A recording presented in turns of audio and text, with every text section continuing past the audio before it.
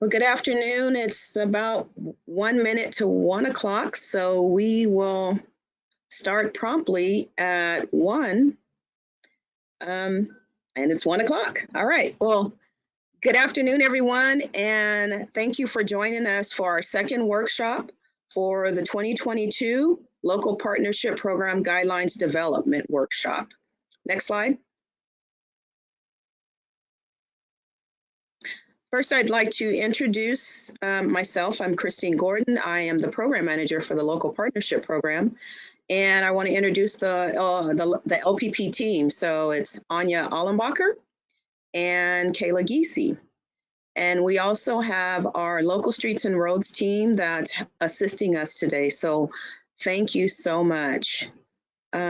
So basically want to reiterate, as we mentioned in our first workshop, that the objective of these workshops is to discuss the key focus areas to receive feedback from stakeholders to move forward in the guidelines development process for the next cycle. These workshops are a part of the public process to allow stakeholders the opportunity to provide feedback on program concerns. Minimal feedback may impact the guidelines development, which may have minimal changes to current program policy. If feedback is not given, we will assume that the stakeholders have no issues with the current guidelines. So with that, I'm going to go ahead and turn it over to Kayla, and she's going to go over the webinar logistics. Thanks, Christine. Welcome everyone to our second 2022 LPP workshop. So I'm just going to go over some webinar logistics. Our workshops are normally taking place in different locations around the state. However, containment measures surrounding COVID-19 have required us to adjust to a webinar format. Please bear with us should we encounter any technical challenges. The workshop agenda is located under the handouts tab, along with 3 other different handouts for you to look at, and can be downloaded and saved during the webinar. It can also be found on the Commission's website. For participants joining us through GoToWebinar, please find the webinar panel located on the right-hand side of your screen. There you will find the audio, question, and handout tabs. Under the audio tab, you have the choice to listen in via the computer or telephone option. If you prefer computer audio, please select the appropriate box.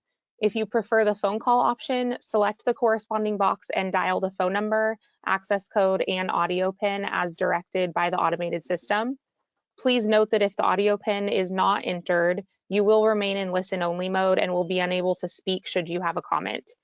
As a reminder, each registered attendee is provided a unique link and phone number to access the webinar. These cannot be shared with other participants as they are registered to a specific attendee. We welcome comments and questions from attendees as part of each topic at this workshop. There will also be an opportunity for comments and questions at the end of the presentation. There are 2 options for participants to provide comments. You may click on the hand icon to indicate that you wish to make a comment. You will then be unmuted and called upon to make your comment. Please be sure to state your name and affiliation prior to voicing your remarks. Also, please use the raise hand feature as early into the topic as you can to give the system time to recognize you. You may also use the questions tab to submit a question or comment. Please type in the topic you are commenting on and your comment, and Commission staff will read the comment on your behalf. You will not be able to be on camera while making comments. So that's it for the logistics. We thank you for participating today and we appreciate all your feedback. Back to you, Christine. Thanks, Kayla. So next slide. So this just kind of gives you an overview of the agenda. The agenda and the meeting materials are posted on the CTC workshop website, which were posted prior to the workshop. So hopefully you were able to review these. If not, there are also the workshop materials in addition to the 2020 LPP guidelines that are provided in the handouts tab to your right. So those 4 documents are listed there for your reference.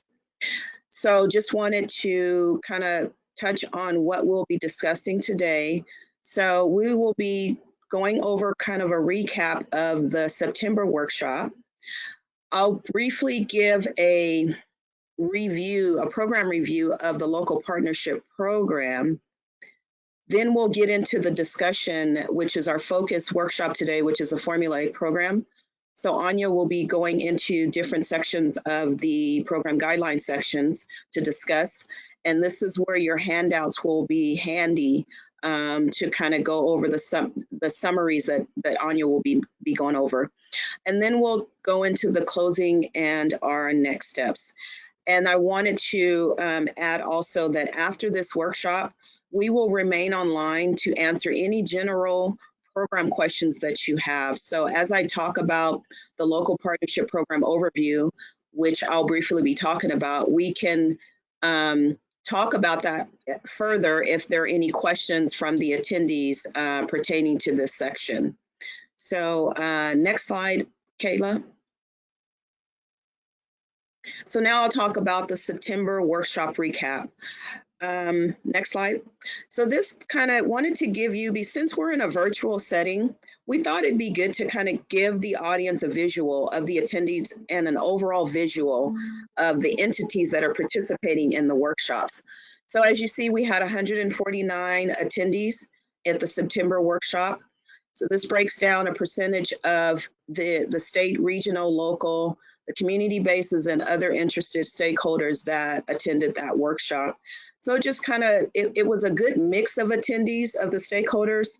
And as you can tell, if you were, if you participated in our last cycle workshops, and it could possibly be because of the virtual settings that we have now, the virtual workshops, that we have an increased number of attendees that are attending compared to the last workshops that were held last cycle. So this, and I think we'll try to do this for each of our workshops as a recap to kind of give you a flavor of what's, what the attendees, who the attendees are, and from what entities they are coming from. So next slide. So these are the topics that we discussed in our last workshop. So we talked a little bit about the lessons learned from the previous cycle. We focused on the previous programming cycle years from both the formulaic and competitive programs. We talked about the previous program schedules and duration of time for the guidelines adoptions, from the call for projects to the application due date to the program adoption. We talked about the guidelines interpretation in terms of formatting and the clarity of the policies. We talked about the evaluation criteria from the 2018 and the 2020 program. We discussed a little bit about the project delivery and reporting, specifically with the formulaic program. We talked about the proposed 2022 program schedule and the programming cycle. We touched a little bit about the office hour sessions that we will be holding between February and April. We briefly talked about the general guideline changes in terms of separating the guidelines, the formatting changes, any clarifying language, and the consistency with other SB1 programs. We talked about the discussion workshop formats and the structures, how we will be structuring our workshops in terms of focusing on the areas. So for instance, the workshop that we're having today will mainly be focused on the formulaic program. And then we'll also have workshops that will focus on areas that will kind of cross both of the programs. We mentioned that we will post the agendas up to 10 calendar days before each workshop, and we will be posting the workshop recordings. And so those are some of the things that we talked about in those areas. And then we talked about some of the key topics that we will be discussing in subsequent workshops in terms of the matching requirements, the cost savings, the funding restrictions, and the evaluation criteria. We will also be looking at how we're going to be incorporating in equity, community engagement, and pro-housing. We also will be looking at project nominations and the performance guidebook. So that gives you a little bit of a summary of what we discussed in our last workshop. Next slide.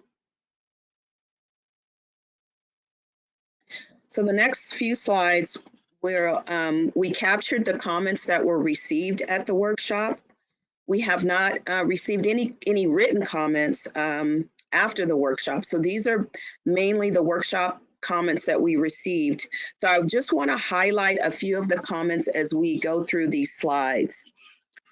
So Kayla, can you go to the next slide? So this slide really focuses on 3 areas. So the matching requirements, the program schedule and programming cycle, and the project cost savings. So I'm just going to go over a few of the points or the comments. So one of the comments was to send the discussion questions in advance of the workshop, consider various types of project delivery schedules and timely use of funds policy, and support continued flexibility in the formulaic program. Next slide. This one talks about the performance metrics. So the performance metrics was consider pre-construction and prior local investments as eligible match. Next slide. A couple of the comments off of this slide was in terms of the eligibility and the review criteria. One of the comments was center equity in the local partnership program and don't wait for Caltrans's equity index tool. Another comment was limit eligibility of highway expansion projects and align with CAPTI framework. So this kind of gives you some of the comments that we received. Hopefully you were able to really go through all of the comments that we've listed here. And again, we will be carrying this kind of format going forward in all of our workshops. Kayla, I'm going to stop there. Are there any questions or comments that we've received so far, or any hands raised? Hey, Christine, not seeing any questions or hand raised at the moment. Okay. Oh, I'm sorry. It looks like we do have a hand raised. I'll go over to Celeste for that. Okay. Thanks, Kayla. Yes, Bruce Abernathy, I'm going to go ahead. Oh, it looks like you need to enter in your PIN for the phone. Okay, before I go forward, I just want to make sure, is my sound coming in okay? Can everyone hear me? Christine, this is Kayla. I can hear you fine. We did get a written comment in that the sound was going in and out, but on our end, I'm hearing you okay. So okay.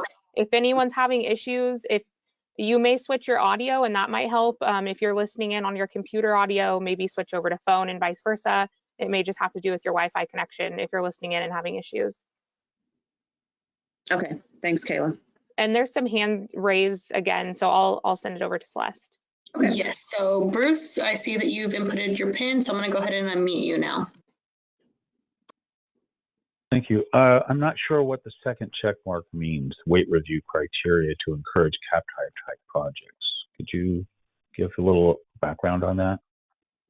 Yeah, so the comment that was received, the comment basically wanted us to really look at the criteria and weighting, making I guess, a higher weight in terms of projects that encourage CAPTI types of projects. So as we have, so do you understand that, Bruce?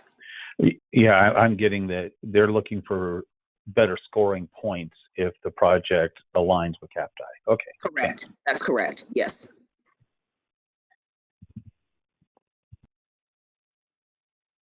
Do we have any other hands raised? Yes, Adrian Cardoso. I'm going to go ahead and unmute you now. Oh, you're self-mute. There you go. Thank you. Hi, Christine. Adrienne Cardoso, Orange County Transportation Authority. I just wanted to clarify that same bullet point, the weight review criteria to encourage CAPTI types of projects. I'm assuming that is a request related to the competitive program and not the formula program. And I just wanted to clarify that. That is correct, Adrienne. Yes. Okay. Thank you. Yes.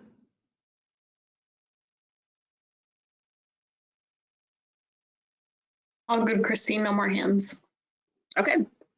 All right. So we will move on to the next slide. So as I mentioned during the agenda review, these next few slides will provide new attendees that are joining us today a little bit of program information, and then after the workshop, we will remain online to answer any general program questions. So next slide. Christine, I'm just going to interrupt you for a second because we did receive a written question in before we go to the next topic, if that's okay. That's okay. Yes. So this is from Jose Luis, and he asked, if these comments remain unchallenged, do they become the consensus opinion? Good question, Jose Luis.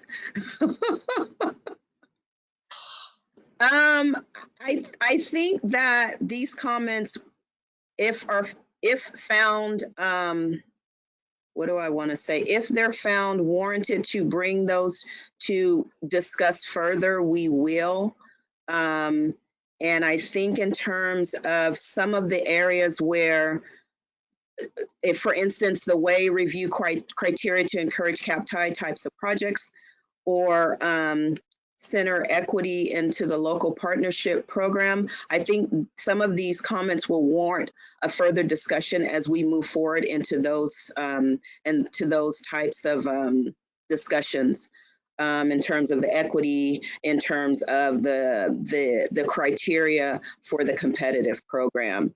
Some of the comments that we received are either in support of some of the, like, separating the guidelines or looking at the programming cycles, those types of, well, let me back up. So separating the guidelines, I believe, those are things that we will probably go ahead and try to incorporate into the program and bring those up. But I think some of the comments we will be looking at bringing those forward to have further discussions. So we're not going to incorporate these into making policy changes by the comments. We will have further discussions with these. And I hope that did that answer your question, Jose Luis? He said, yes, that answered his question. Okay. We do have one more written in, and then we have a hand raised, so I'll go ahead and read these written questions and then give it to Celeste. So the next one is from Shauna Goss, and they said, with regard to the first line, leaving the LPP funds as flexible as possible would be preferred. Adjusting the review criteria might be more fair. Okay. And then the next one is a question from Paul Krupka. To the question by Jose Luis about comments becoming consensus, wouldn't an affirmative answer indicate minority rule? Okay,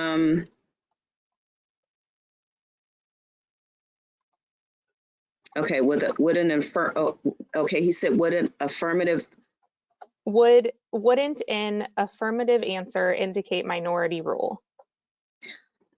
Not necessarily. And I think that, again, if it's a topic that we feel needs to come back to the stakeholders for a discussion, I don't think we will make a firm decision on the comments that are reached. And if he wants to come off of mute to make his verbal comment, if I didn't address that, please do so. Okay, I'll send it over to Celeste now because we don't have any more written in, and I'm seeing some hands come up. So. Okay. Thank you, Kayla. Okay, so Kevin Busey, I apologize if I mispronounced your name, but I'm going to go ahead and unmute you now.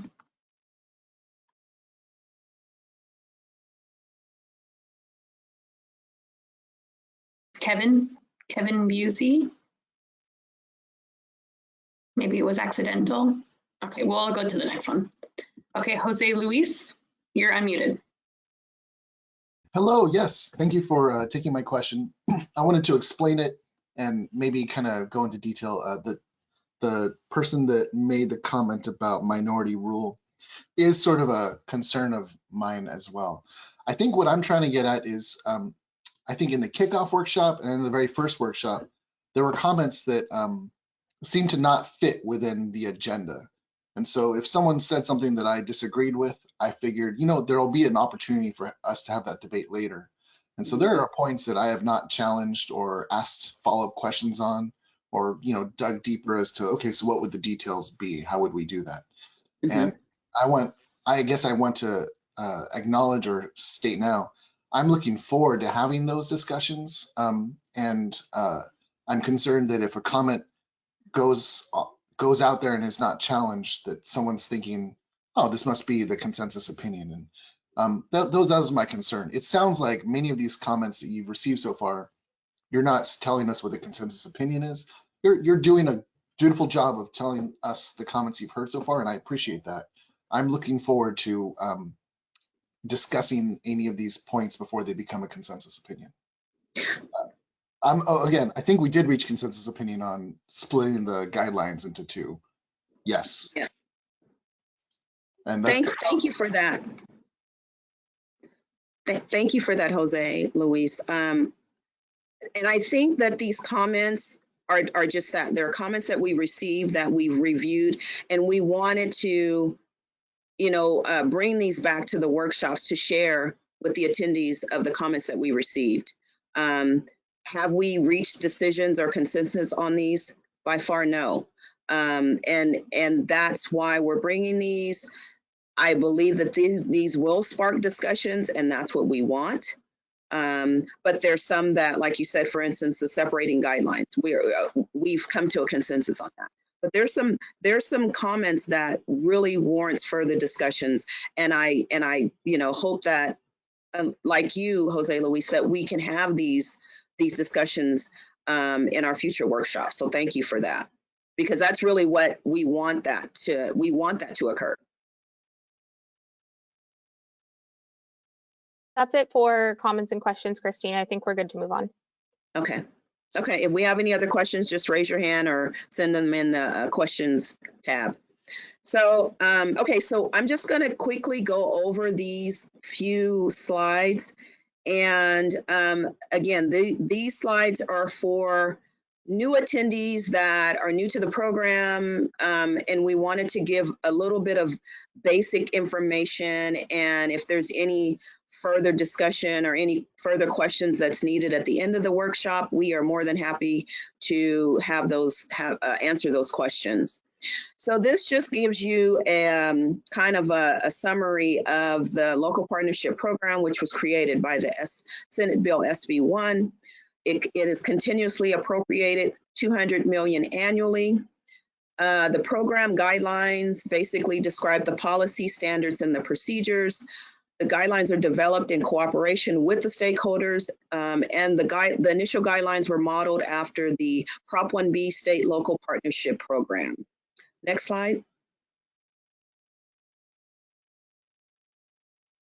So this is basically the program's objective. To provide funding to the cities, counties, districts, and regional transportation agencies that, one, have voter-approved fees or taxes dedicated solely to transportation improvements, or that have imposed fees that are dedicated solely to transportation improvements.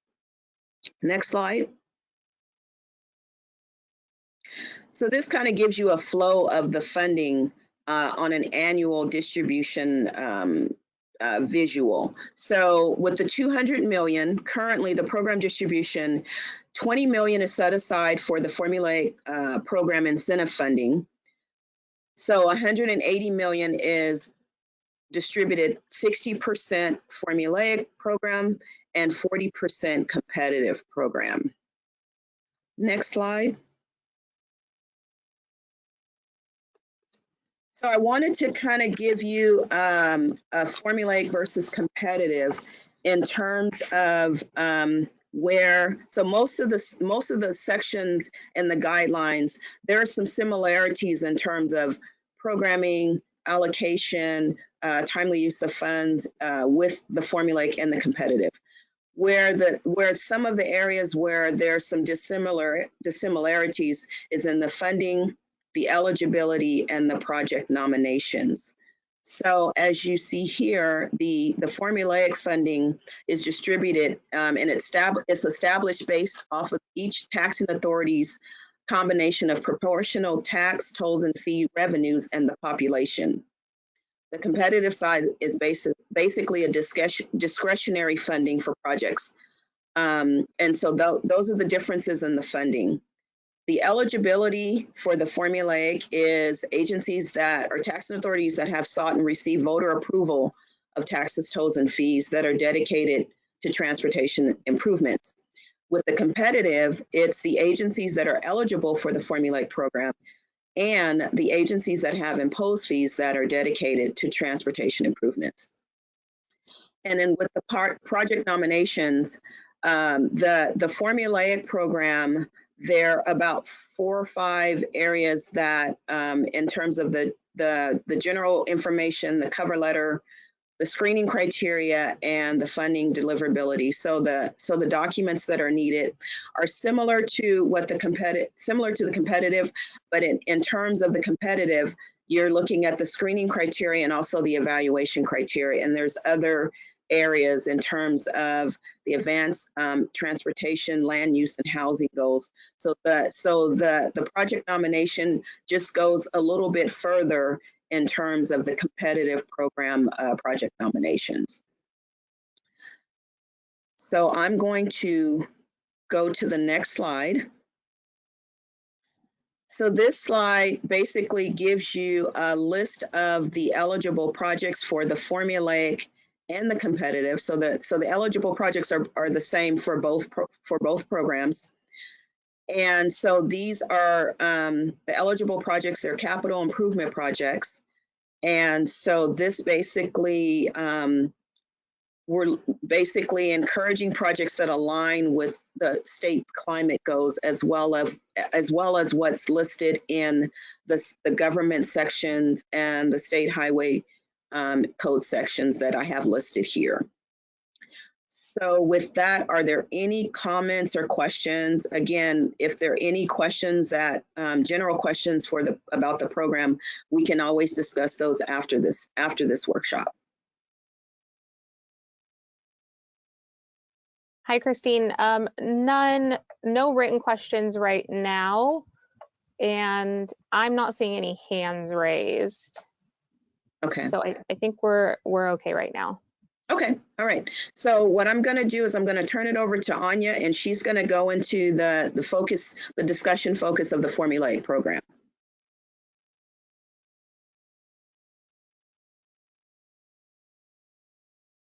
Forgot I had to unmute myself.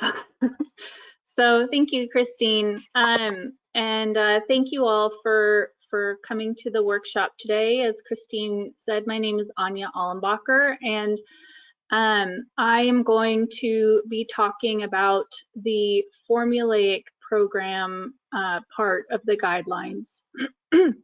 So I wanted to review the formulaic guidelines during this workshop in 2 ways. First, I wanted to go over some general updates, some minor language clarifications, and so I might be jumping around the guidelines a little bit. And then second, I wanted to dive a little deeper into a few specific sections, and those are the sections that we'll look at more closely were the ones listed in the agenda. So I'll stop after each slide or section to ask for questions and comments, but I hope that you'll raise your hand or submit written questions and comments at any time. And I also, if you haven't already done so, will urge you to download or look at the 2 handouts that are here in the handout section, as Christine mentioned earlier, and then they're also on our website on the workshop webpage. So, and then if you're following along in the 2020 local partnership program guidelines, I put the section and page numbers at the top of each slide for your reference. So we can go to the next slide. We can get started. So just some general guideline changes that we're proposing.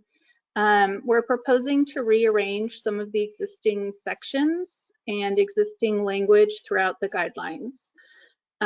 Section 1A, which is called distribution, currently includes a lot of information on different policies that relate to distribution, but we're proposing to move some of those policies into new sections just for ease of flow and finding information. And I'll go over all of these sub-bullet points individually. but we're also planning to rearrange some of the section orders and expand some of the existing sections to include policies that are currently in place, but maybe not reflected in a lot of detail in the guidelines. And then we will, we're also proposing to add more information on the performance metrics, including links to the guidebook. But I wanted to mention that, but we'll be discussing the performance metrics at a future workshop. So I hadn't planned to go over that in a lot of detail today. Next slide, please. So here you can see the proposed section orders. The thoughts behind rearranging the section order is to put them in order of how one might look for information. So that is, one might first want to find out whether or not they're eligible, so they need to know who the eligible applicants are, and then you'd want to see how to verify your eligibility and what documents are needed. Then you'd want to know which projects are eligible, and then how much might you receive through the distribution if you are eligible, and then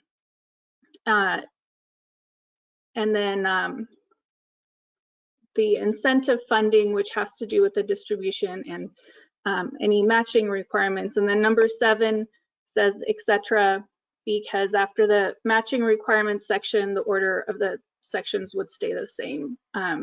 So we're really just proposing to kind of rearrange the first few. So next, I'm going to go over some of the proposed changes in a couple of the sections to where we're proposing to add language or clarify existing policies. But before we go on, I'll just stop to check if there's any questions or raised hands. Hi, Anya. We do have just a comment that was written in from Jose Luis saying that he supports the logical reorganization of the content. Thank you. Okay, thank you, Jose Luis. And that is it. And I'm not seeing any raised hands. Okay, yeah, no problem. We can always go back if needed. So let's go to the next slide then. Okay. So the matching requirements section in the current 2020 LPP guidelines, this is section 2A on page 10. And so we're proposing to add language to clarify the use of local streets and roads program funds for the match. Local streets and roads, also known as the LSR program.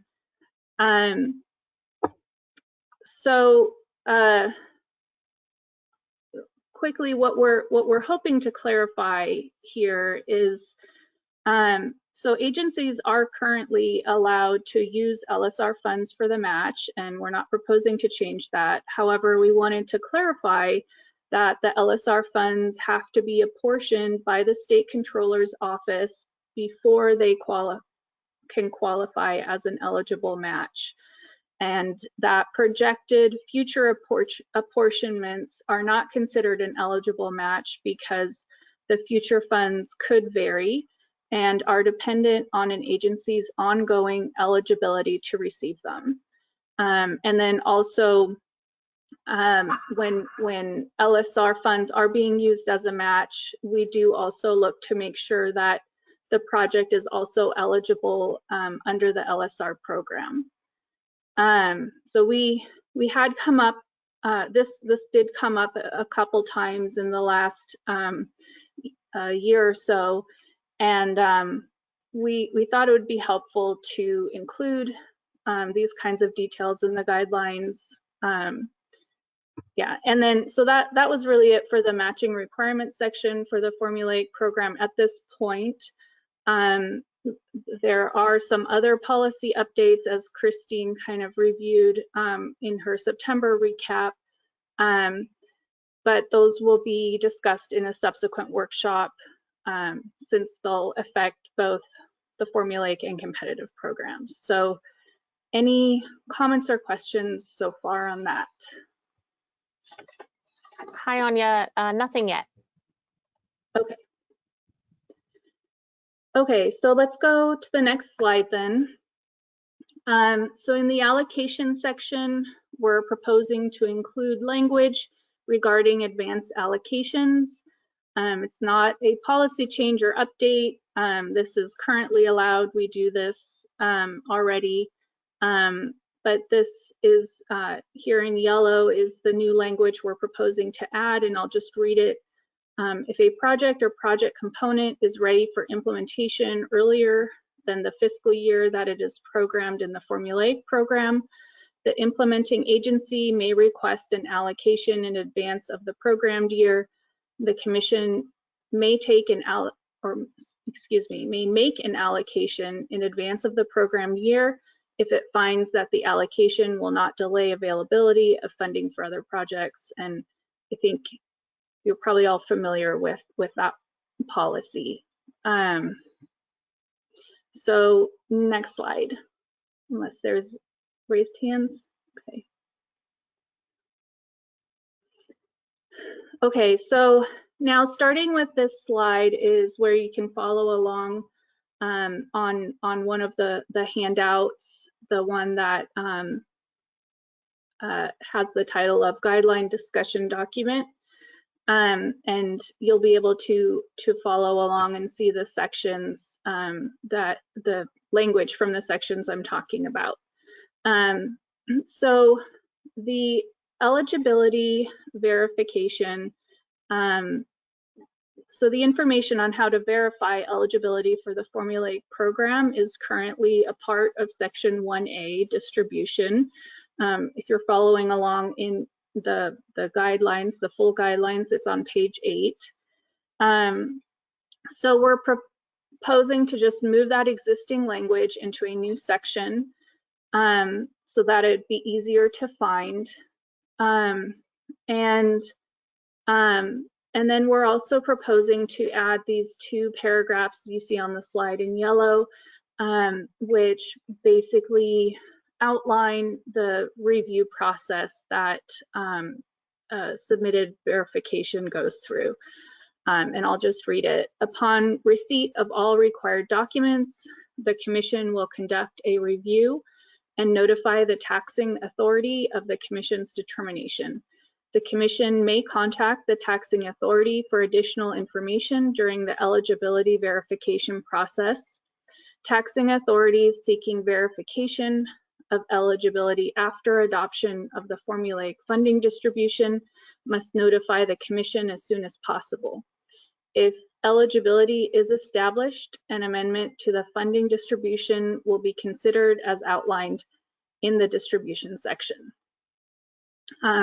And that second paragraph, we wanted to add because you can see in the current guidelines, the language says that taxing authorities must notify the Commission 6 weeks prior to any future formulaic funding distribution adoption. And so this just outlines that we do still accept the verification of eligibility, you know, at any time, basically.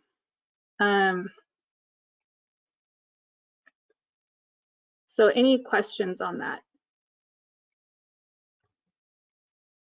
Hi, Anya. Not seeing anything come in yet, so we're good to move on, I think.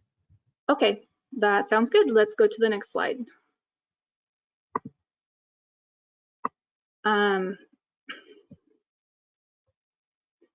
Okay, so now I wanted to talk about the formulaic funding distribution. And this information is also part of section 1A distribution. Sorry, you can go to the next slide, Kayla, thank you.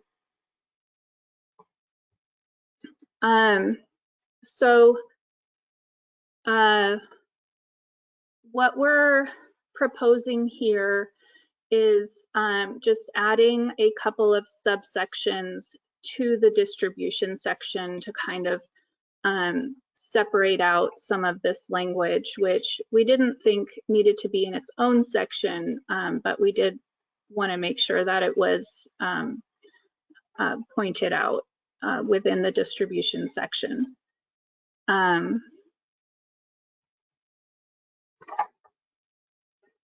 So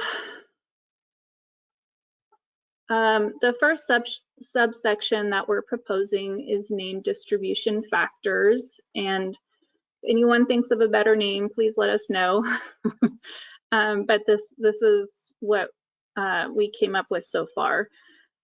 So we're proposing to move 4 paragraphs on page 8 that talk about the various situations and how it affects the calculation of the distribution amount. And then you can see on the handout the 4 paragraphs that I'm talking about. If you're following along in the regular guidelines, I'll just, as an example, read one of the factors. This is one of the existing ones, where a city has a voter-approved local sales tax and is located within a county without a county-wide sales tax. The commission will adopt a formulaic funding distribution for the city based on the city's population and the city's sales tax revenue. And then there are 3 further paragraphs that talk about other scenarios or situations that could happen. So you can see here, we're also proposing to add new language. The current guidelines don't include something that addresses the situation where a sales tax measure is being collected in multiple counties. So we're proposing to add this text here in yellow, where there is a voter-approved sales tax measure collected in multiple counties. The commission will adopt formulaic funding for the designated taxing authority based on the total population of the affected counties and the sales tax revenue. So before we go to the questions and comments, I'll just go over the last bullet point really quickly. So which is the second subsection that we're proposing to add, called distribution adjustments. And you can see the language that we're proposing to move under this section in your handout. Or if you're looking in the guidelines, it's on page 9.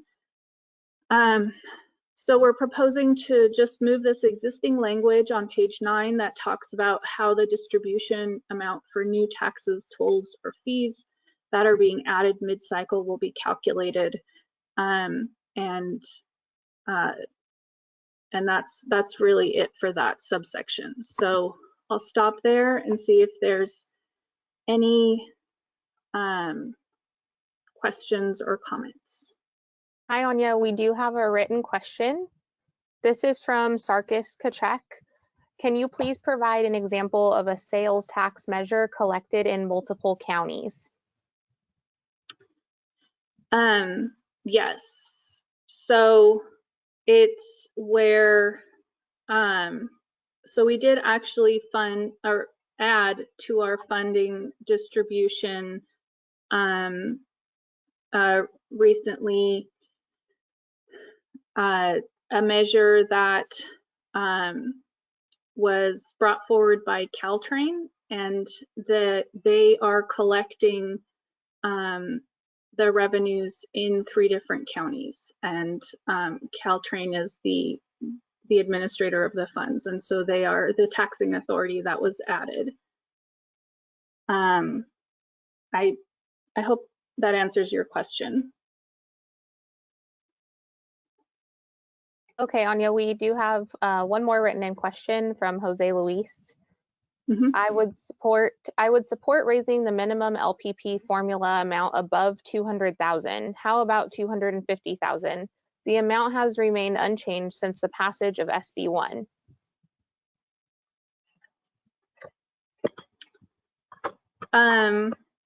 Well, so I think that's not correct. I think we started out with 100,000 and we changed it to 200,000 minimum in this last cycle. Is that correct, Christine? Okay. I was coming off of mute. That's correct. Yeah. Okay. Yeah.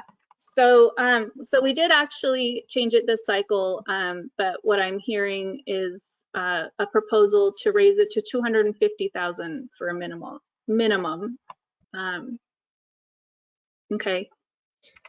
And then, yeah, we do have a couple of more, and then I am seeing that there's a few hands raised. So the last written in question that I'm showing right now is from Bruce Abernathy, and they said we should put the proposed new language for multi-county sales tax measures distribution on a future agenda for further discussion. Okay. That's it for, oops, I'm sorry, go ahead, Anya.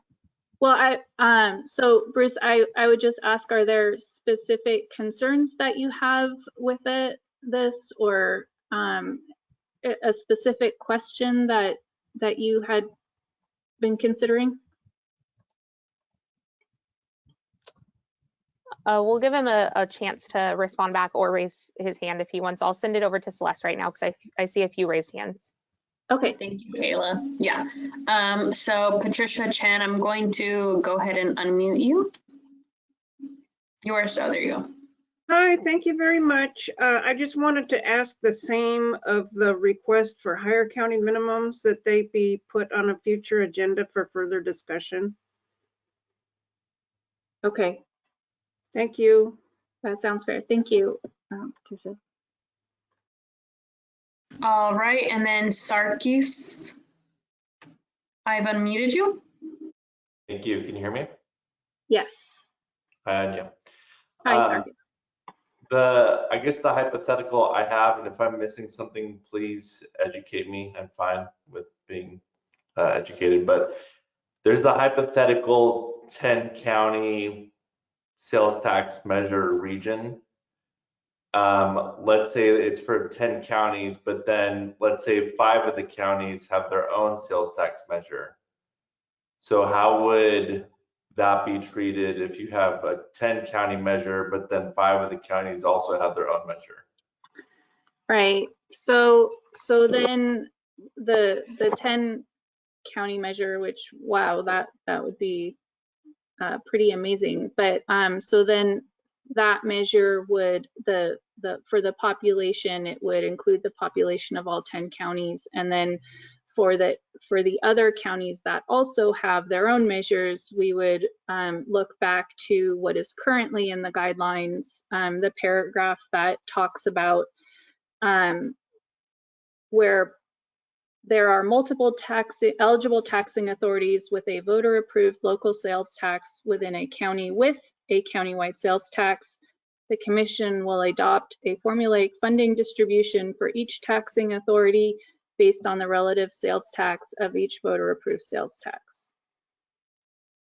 So then we would look at a couple of the different existing policies to inform that. Does that answer your question? Okay.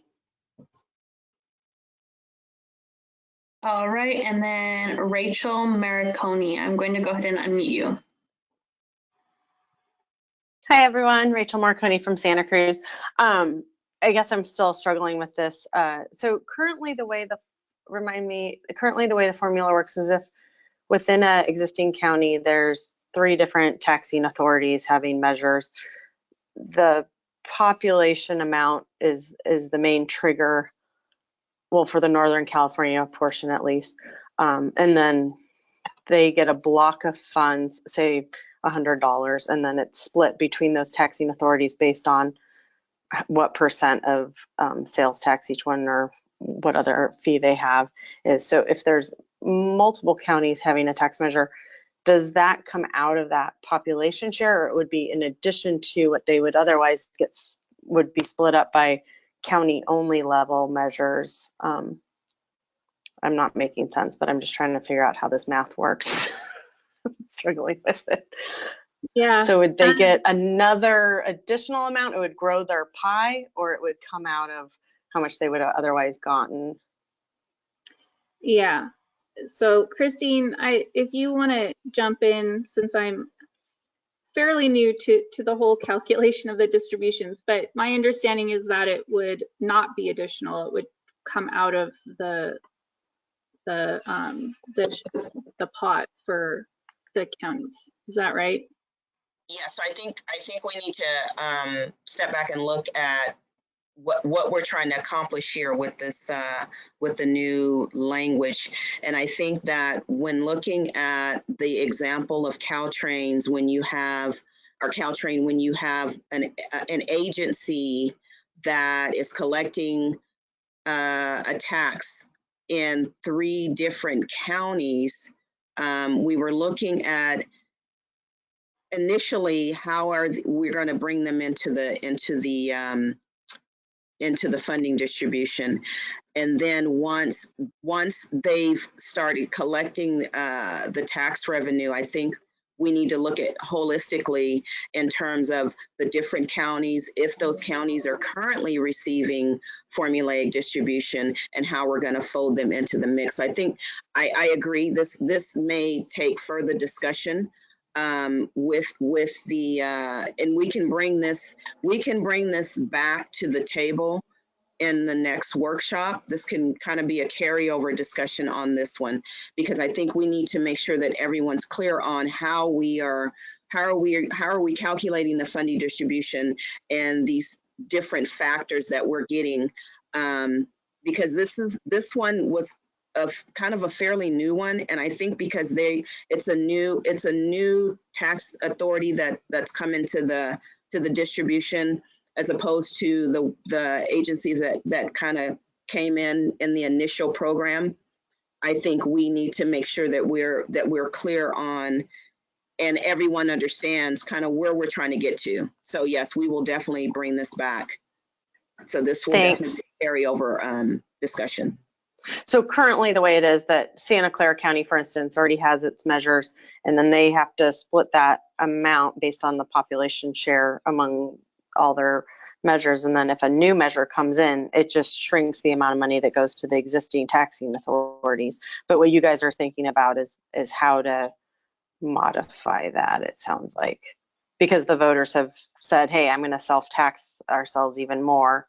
And we want to make sure that we're growing our share of the pie of the LPP funds. We want to make sure we're doing it equitably and fairly when it comes to, those counties that are impacted, because they're basically taxing themselves, more than once. So we want to make sure that that we're capturing that. So yes.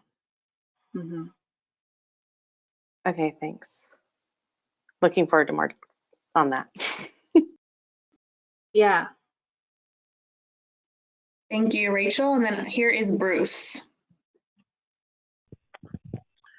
Thank you. My question about this situation is similar to Sarkis and Rachel. And it add in also that, okay, let's take your example of Caltrain. Now put on top of that BART, and then put in the mix all of those counties that those 2 services serve and overlap, also have sales tax measures. And I'm looking at the distribution, and I'm looking at how that distribution affects those counties in particular, and how it may end up affecting other counties as well because of the fund level and so forth. So maybe if you could give us I know Christine was talking about this, maybe if you could kind of give us something about what you're thinking about, or what you think would apply to each of those counties, each of those services, and then whether or not it would affect any other county in the distribution. So I think that's going to be a little bit difficult to to say specifically now, and I'll just say that as Christine had said, I think we need to think about this a little bit more, and we'll come back in a later workshop to discuss this a little further. And I think then we'll definitely note your question, and I think I would ask for some time to kind of formulate a good answer to all of these questions. So I think this is really helpful to be getting these kinds of questions.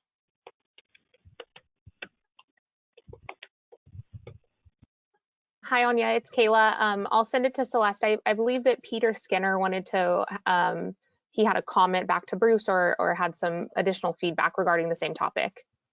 Okay. Yeah, here's Peter. Hi, hopefully you can hear me okay.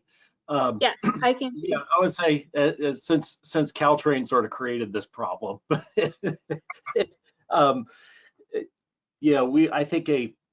think I would agree a more focused discussion would be appropriate so we can understand, how like our situation might impact other counties. And the other thing I was going to encourage, especially for Bruce or for any of our, peers at City and County of San Francisco, since they are both member agencies of Caltrain, to, be sure to coordinate with us, if there's any concerns regarding proposed distribution of funds before voicing them in the webinars. Thank you. Yeah, sure. Okay, thank you. So any other raised hands or comments? Hi, Anya. I'm not seeing any more comments, and it looks like we don't have any more raised hands. Okay, perfect. So I think then we'll move on to the next slide. And you can go to the next slide. Sorry, this is just the so next is incentive funding, and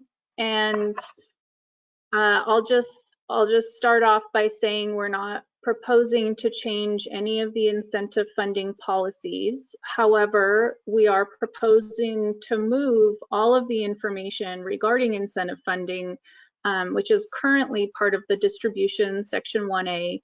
We're proposing to move all of that information into its own section called incentive funding. And then if you can see in the handout the language that I'm referencing. If you're following along in the guidelines, if you look at pages 9 and 10, you'll see the information there. In the current guidelines, it's actually under a subheader. So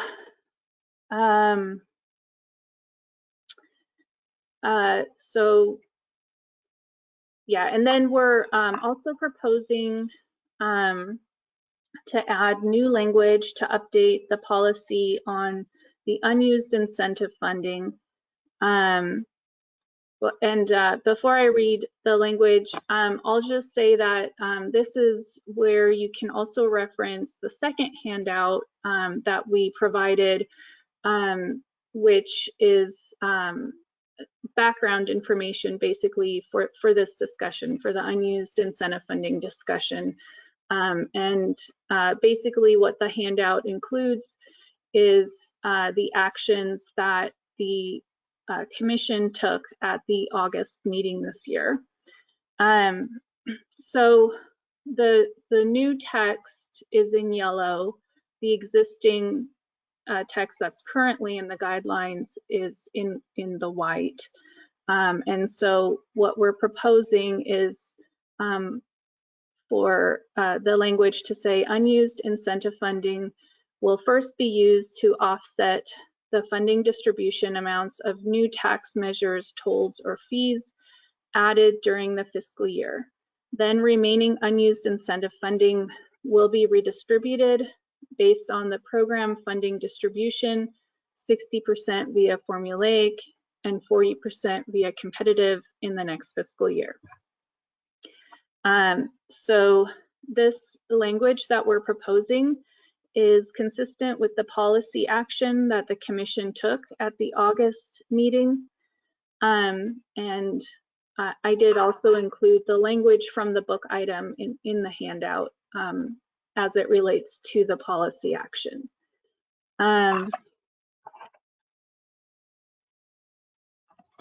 So I want to hear comments and questions on this, but I think maybe I'll move us to the next slide, which is our first key discussion topic. Basically what we wanted to talk about with the unused incentive funding distribution is this question. We redistributed the unused incentive funding at the August 2021 commission meeting. And what are your thoughts on the process and how it affected your agency? Is it a good idea? Should we continue to redistribute unused incentive funding annually, or should it be saved to the end? Or what are your thoughts, basically? And I'll open it up to questions, comments.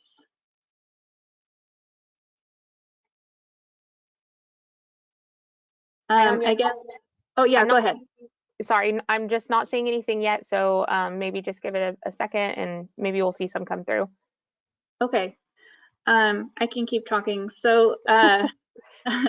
So one of the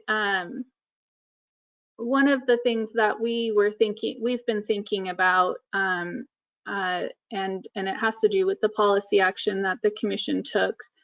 So right now we have a negative balance because we added a few new tax measures to the 2020 funding distribution.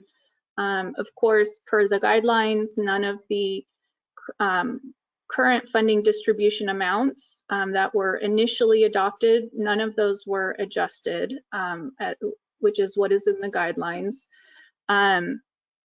But at one point, we do have to balance the books, so to speak. You know, that's just one thing that we've been looking at and thinking about. Are there any questions or any comments that have come up? Yes, so we did receive one from Jose Luis, and he asked which agencies received the redistributed funding?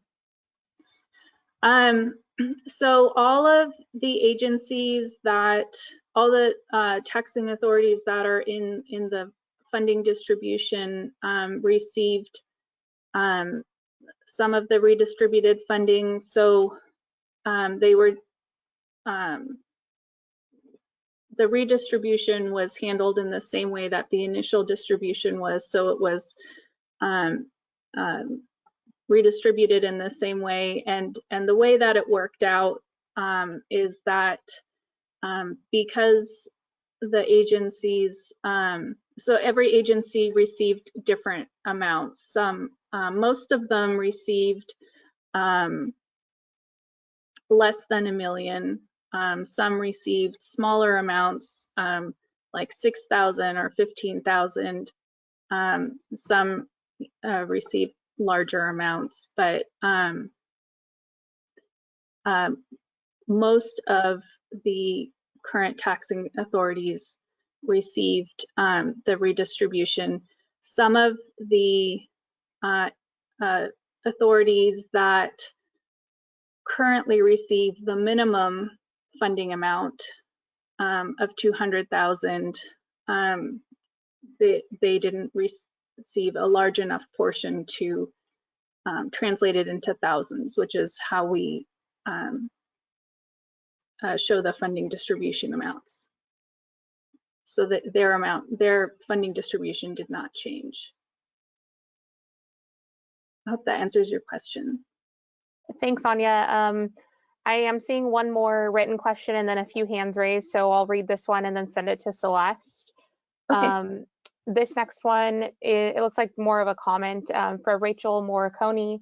I like the idea of making unused funds available as quickly as possible, but especially since amounts are relatively small for some of us, i.e. $15,000, it would be very helpful to allow agencies to use the extra funds on existing projects as supplemental allocations rather than having to program small amounts to new projects.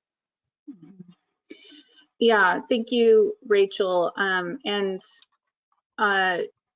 Yeah, if the consensus is to keep doing the redistribution on an annual basis, like it is now in the guidelines, I think we would want to also add a policy like that to the next iteration of the guidelines to allow that, seeing as how some of these amounts are very small.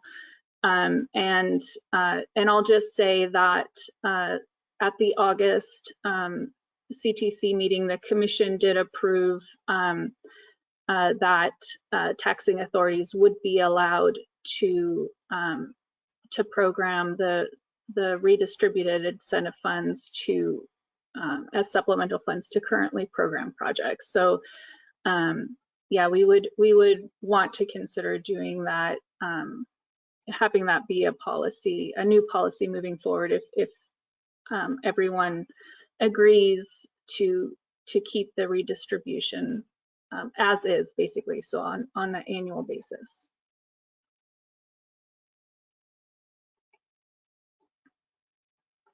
There are other comments or raised hand? You said there were some raised hands?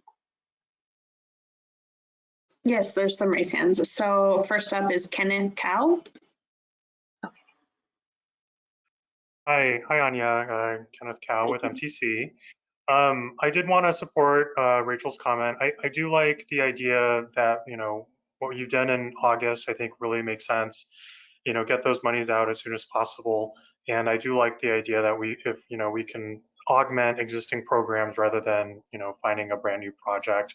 And that also brings up something I would like to talk about later, probably under programming, which is taking a look again at Section 3A, which precludes people from requesting supplemental funds when they were not allocated in the same cycle. So I think I can bring that up later, but I think since Rachel brought that up already.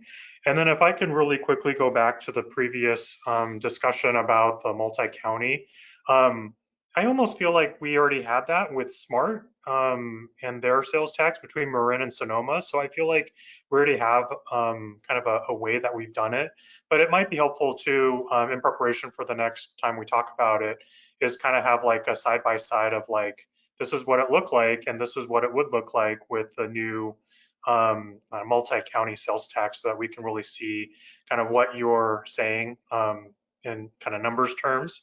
I think that might be helpful. Although we could probably look at the difference between the Caltrain one, but you know, something like that would be great to look at for next time. Thank you. Okay, it's a good idea, Kenny. Thank you. All right, next up is Kevin Busey. Hi, yeah, I think going back to this topic at hand, my preference would be for the unused funds to be rolled over to the next cycle for the formulaic, and then for the competitive side of it, I mean, if there's a project that just missed getting funded, you would fund that project and whatever's left would get rolled over. It gets weird when we have to redo the entire, like on the formulaic side, we have to redo like our whole package and adds, and just for this small incremental increase, it's almost not worth the staff time to try to address, you know, count all those pennies and get it all figured out. It'd be easier if we could just push it into the next round, at least from my viewpoint.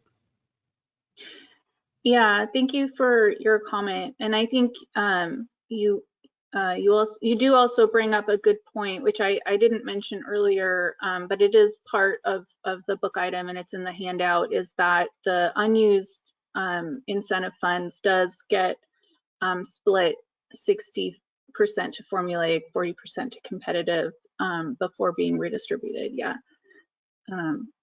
Okay, thank you for your comment. Is there other raised hands, Celeste? No more hand raised, thank you. Okay. Hi, Anya. This is Kayla. We do have just one more comment. Okay. From Patricia Chen. We support the use of the unused incentive funding to offset redistribution to address the entry of new entrants. I agree with putting dollars to work as quickly as possible.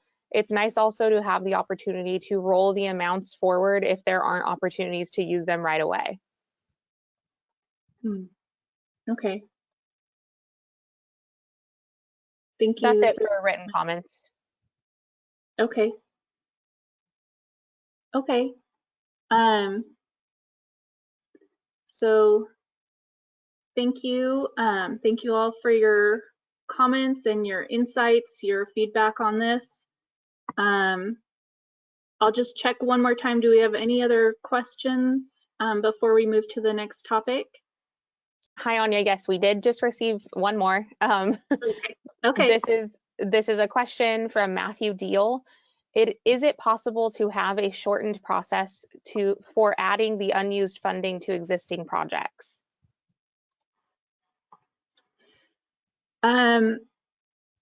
Yes. So I guess what you're asking is if that can be formalized. So currently, what I've been asking agencies to provide, since this is the first time that we have redistributed the incentive funds, what I've been asking currently for agencies to provide is an updated PPR and kind of an update to the narrative portions of the original project nomination that have to do with the funding. So it is a shortened version. I have not been requesting that a whole new project nomination be submitted. Okay. That's it. Oh, I'm sorry, that's not it. I have one more. Oh no, never mind. We're Okay. good on written questions, and I'm not seeing any raised hands. Okay, perfect. Okay, so let's move on to the next slide. Okay, so now we're moving on. We're finally moving out of the distribution section into section 8A, which is programming. You can go to the next slide, Kayla. Thank you. So what we're proposing for this section is general clarifications to existing policy and language.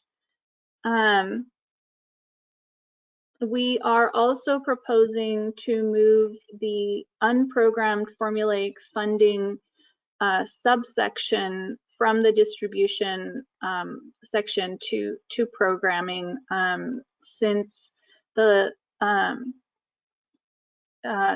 subsection really has to do with the programming of formulaic funds after the initial project nomination deadline. So we thought this might be a better spot for it. This subsection also includes the final deadline of April 30th in the last fiscal year for the programming of the 2020 cycle funds.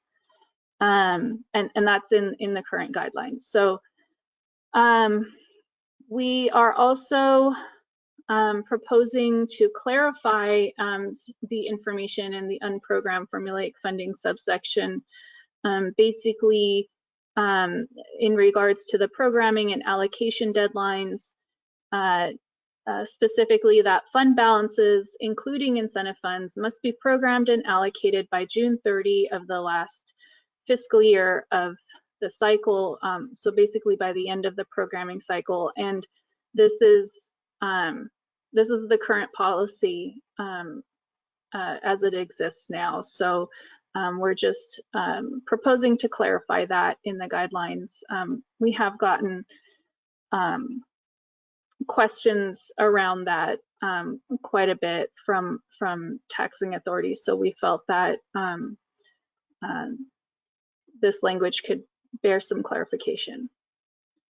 So any questions or comments on this slide before we move on to our second key discussion topic? And Kenny, perhaps after the next slide, after the discussion, I would invite you to come back on with your idea of proposed changes. So, hi, Anya. We do have one written in question from Rachel Morcone.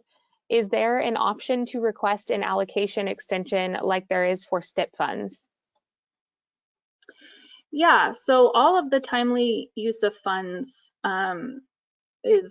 applies. What this is focusing on is the programming of the funds. So you can program the funds and then request a time extension on the allocation, and that's completely within the current policy, within the current guidelines. I hope that was your question. Any other questions, or maybe that's it for written questions and comments. Okay. It does look like there's a hand raised, so I'll send it to Celeste. Okay, thank you. Yes, Patricia Chen.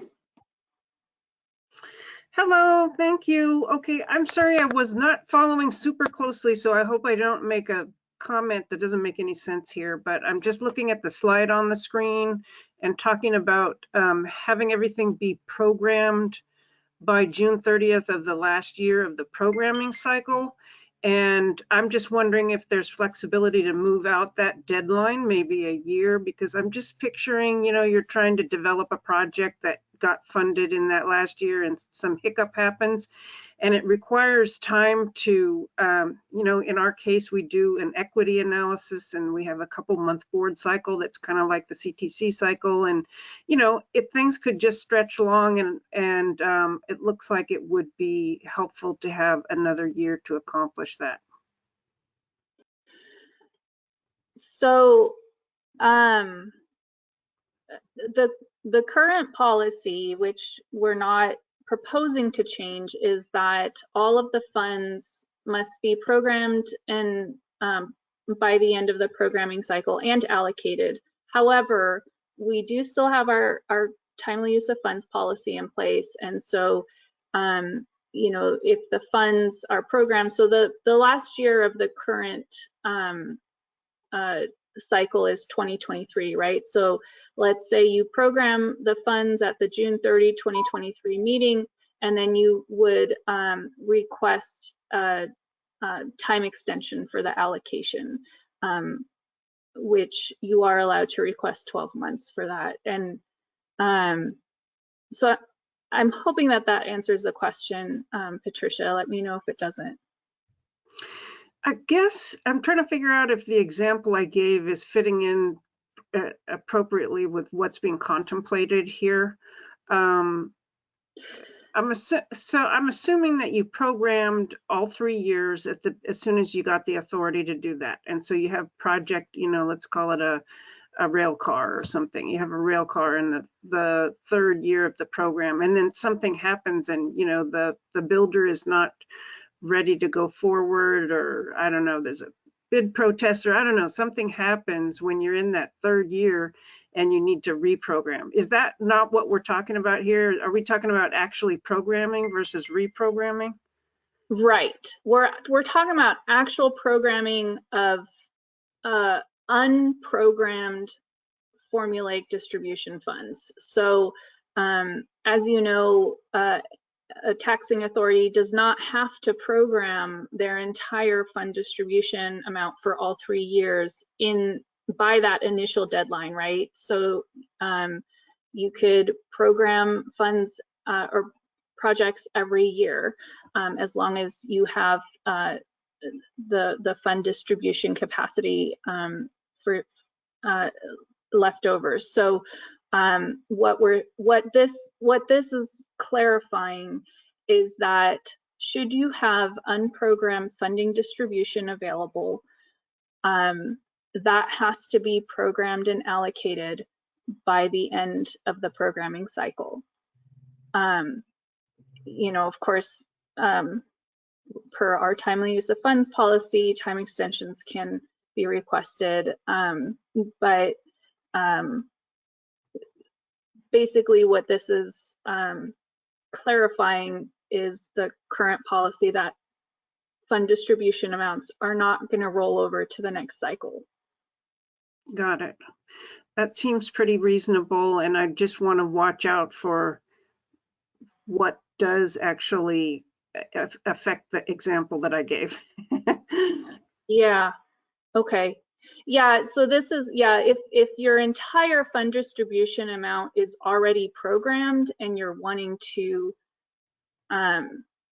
do something different, that would fall under the amendment policies. Yeah. Thank you. This section would just have to do with programming available fund distribution amounts. Okay, thank you.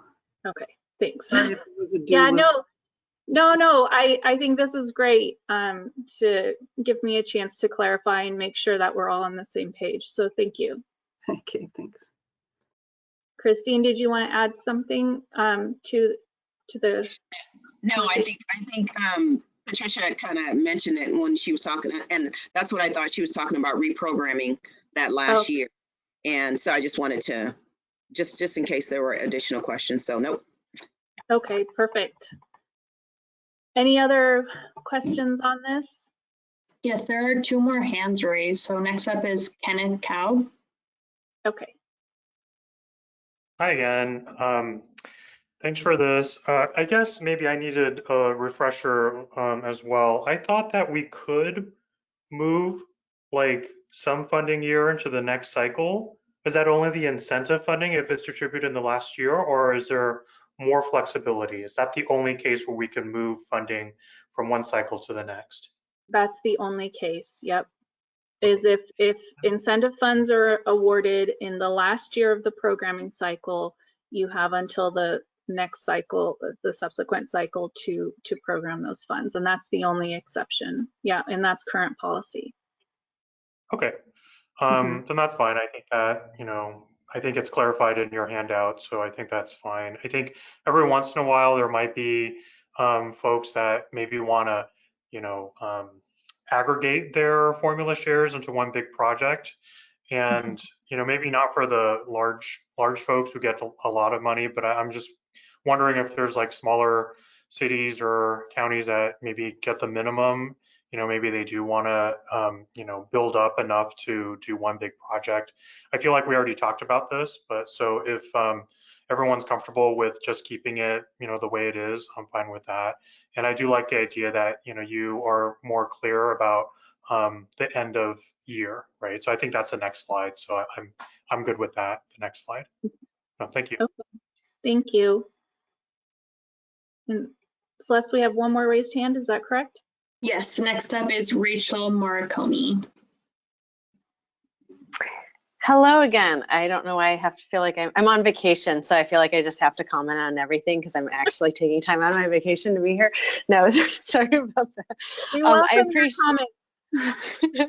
I appreciated the clarification on the amendment process, and I think that might answer my question, but you know, there's always some issue that could come up. Maybe for some reason a project is just deemed infeasible, whether it was through a CEQA process or something happened that all of a sudden the project's a lemon and it's just not going to work anymore. And it would be unfortunate for the, taxpayers who have taxed themselves to try to, be able to access some of these LPP funds, et cetera, would then just lose those funds if there wasn't that opportunity to then reprogram those funds to another project and keep them within that county or taxing authority's jurisdiction.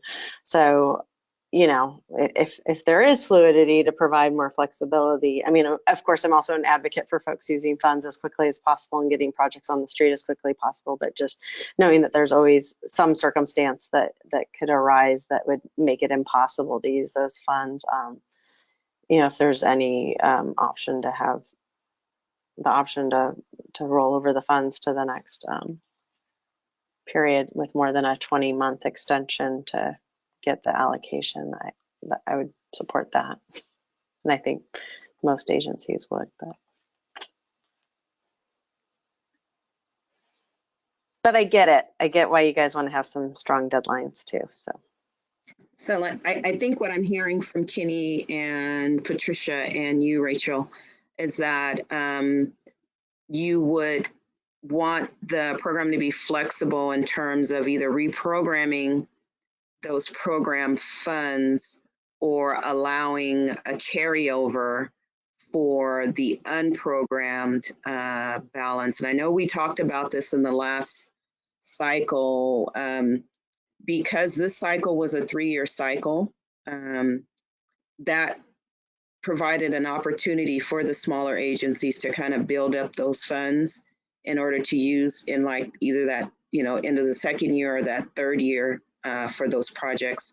So what I'm hearing is that we want to look at being more flexible in terms of reprogramming from that last fiscal year and then possibly also carrying over the formulaic funds. Is that what I'm hearing from the 3 comments? I mean, I think it just reflects the reality of project delivery sometimes, and recognizes that that's sometimes folks end up in a pickle and need a little more time or need to change directions on what funding source they're using for different projects. Okay, and I think and Anya, you can jump in, but I think that this would also kind of be in a discussion in tandem with when we start talking about the programming cycle and kind of how that's going to be laid out for the 2022 for the formulaic program. So we can have, and thank you for that, we can have this discussion further when we really start talking about the overall programming cycle for the formulaic program. Yeah, Christine, that's exactly what I was thinking. So yeah, I don't have anything to add to that. Okay. I think it would probably depend on the length of the programming cycle. Okay, yeah, we'll flag this one as something to discuss in a future workshop. So okay, great, thank you. I'll just ask if there's any other comments or raised hands before we move to the next slide. Hi, Anya. Seeing no comments or raised hands right now. Okay, thank you. So let's move to the next slide.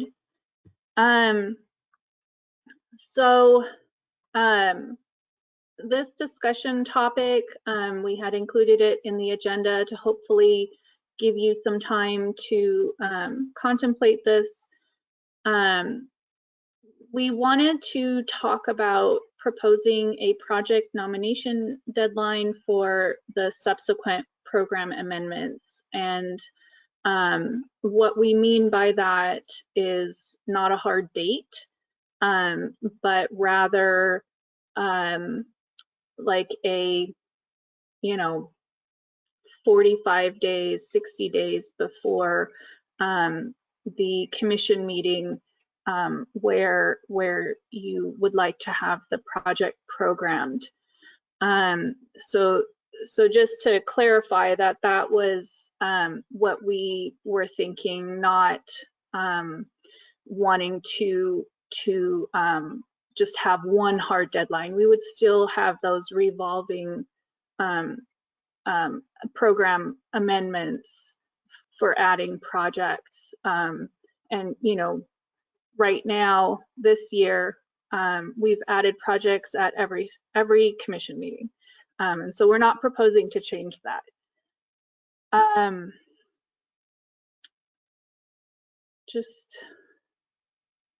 And then I'll also add that this is one of the most common questions that I get from agencies as we're emailing or talking about a project that they would like to bring forward for amending into the program of projects. You know, how I want to program at the project at the December meeting. When do you need the application by?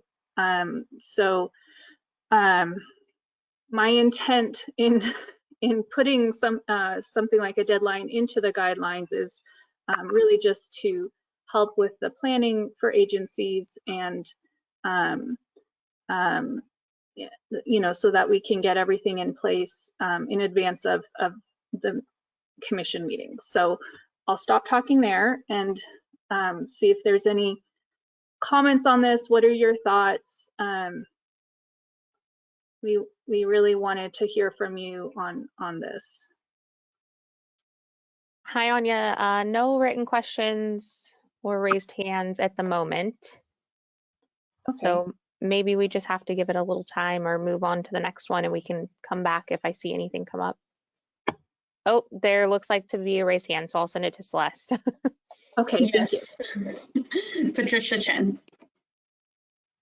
Yes. Hi, I want to clarify what's a subsequent program amendment? So,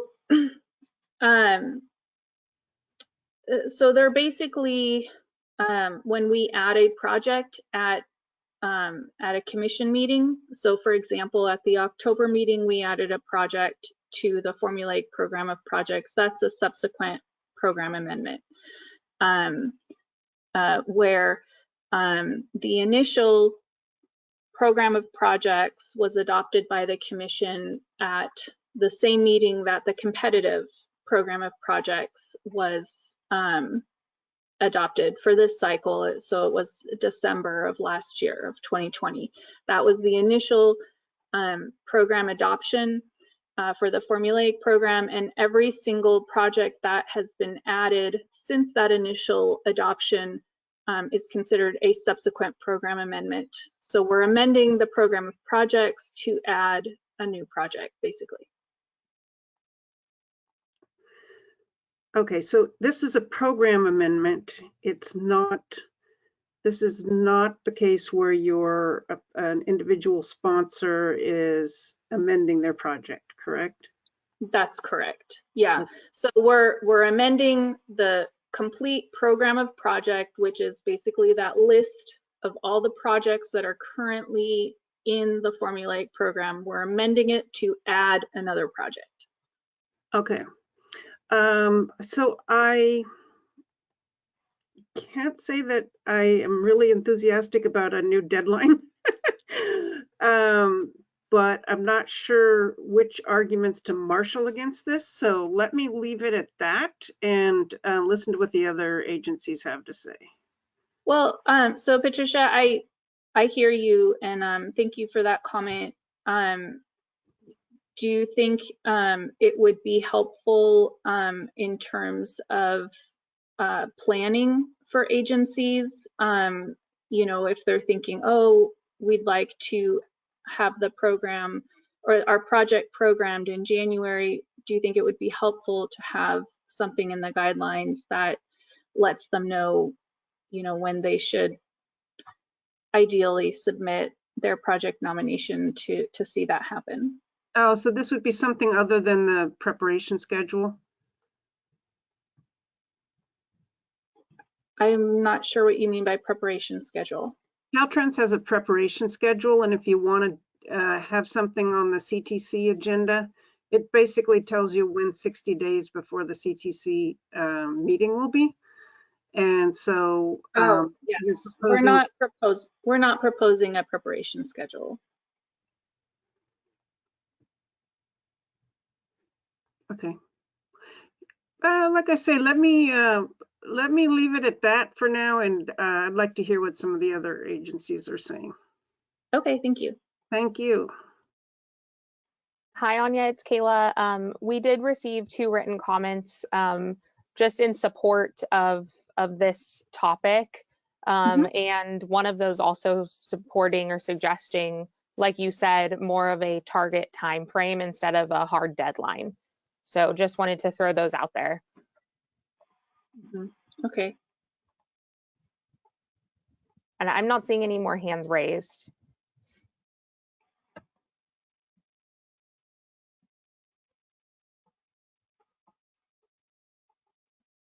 Okay. Okay, great. Well, I guess we'll move on then.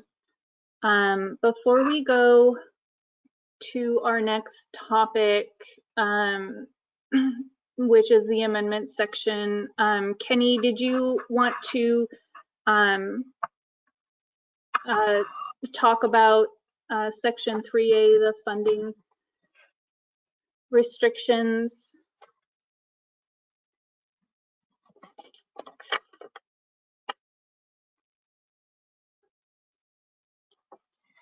Is there a raised hand?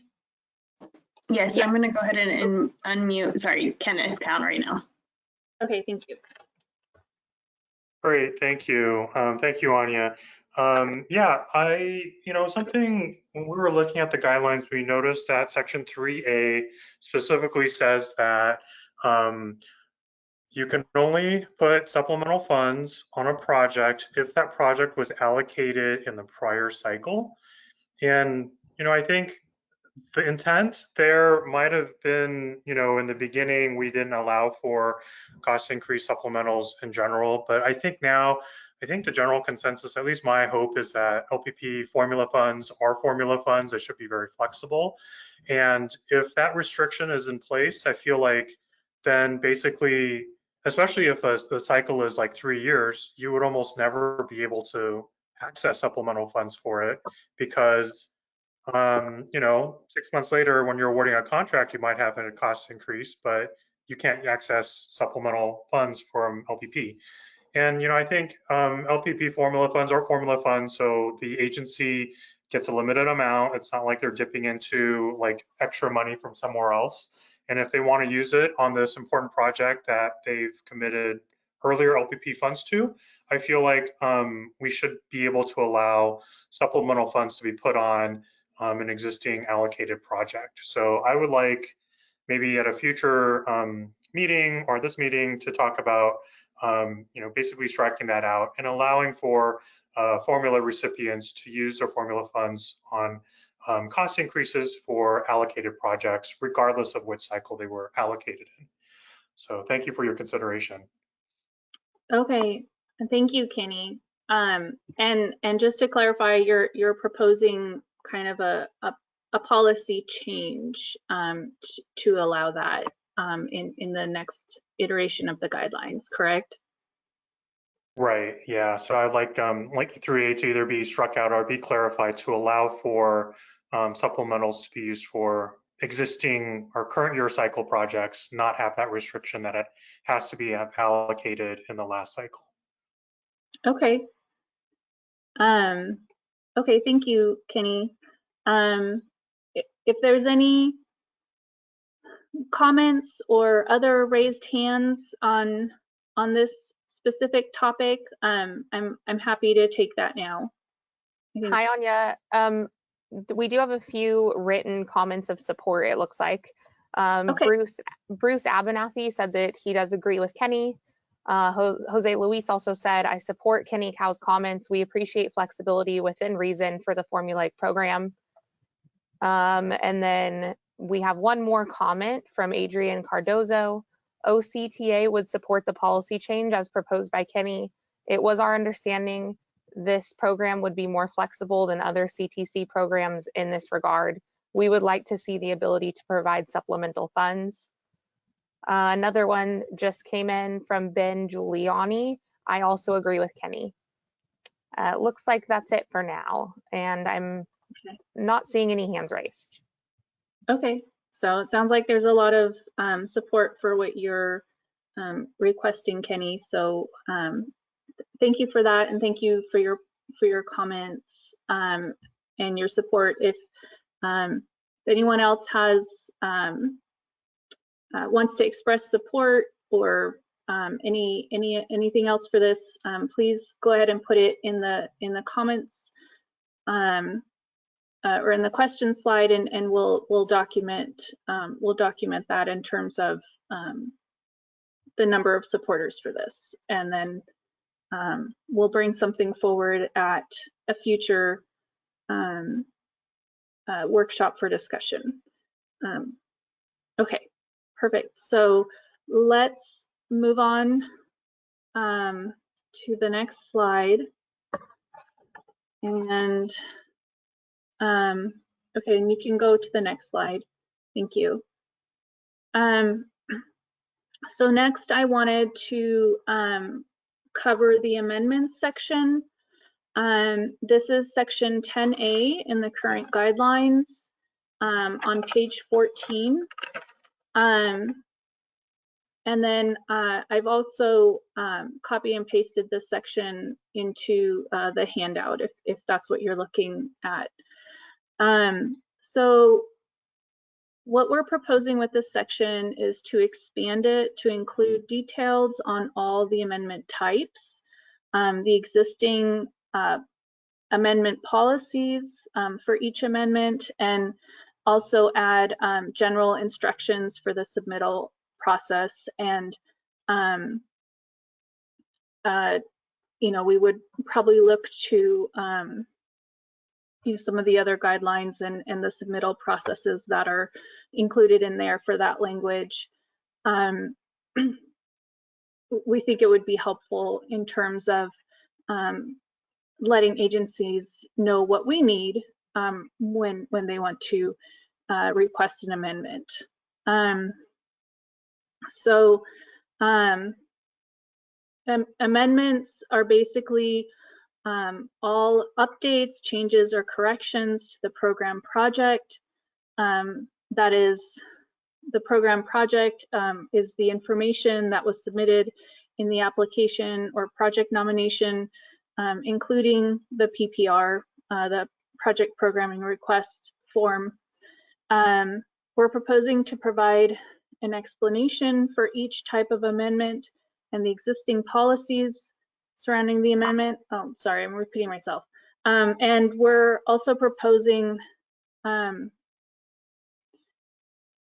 we're proposing these clarifications because now that we have a couple cycles behind us, we're seeing more requests for amendments, and while all of these policies already exist, there's not a lot of detail in the current guidelines, and so we thought it would be helpful to add some of that detail. Next slide, please.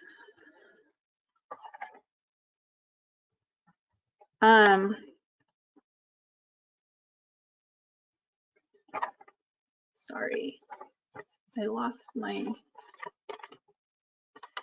talking points.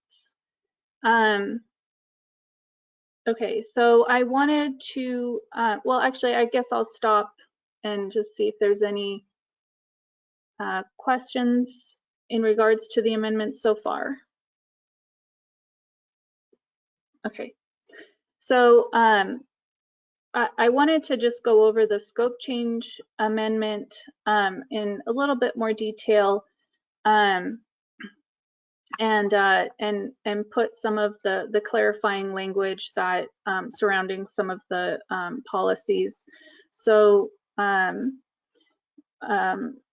we wanted to clarify that requests will not be considered after contract award. We have so per our current policy, if the outputs or the benefits of the project are affected either negatively or positively, then a scope change request needs to be submitted. And so whether or not it's significant or minor, even for the formulaic program, we still me to document that. So I'll stop and see if there's any comments or questions on that. Hi, Anya. Yes, we do have a question from Jose Luis. They said, I have a question. How has it been going from CTC's perspective in terms of amendments to LPP projects? Well, I'm not sure what you mean by how has it been going. I mean, we have been receiving requests for amendments, and so that has been going well, I guess, in terms of agencies contacting us to request amendments, which is, you know, how we would like it to go. So that's good.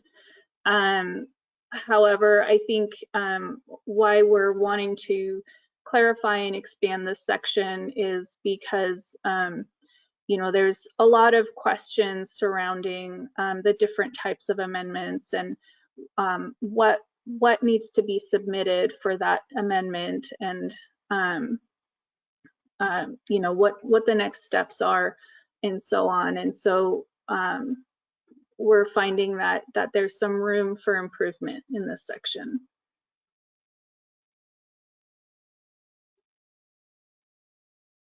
Hi, Anya. It looks like that's it for now. No more raised hands or written in questions. Okay. Okay. We can always come back if there's another question later on.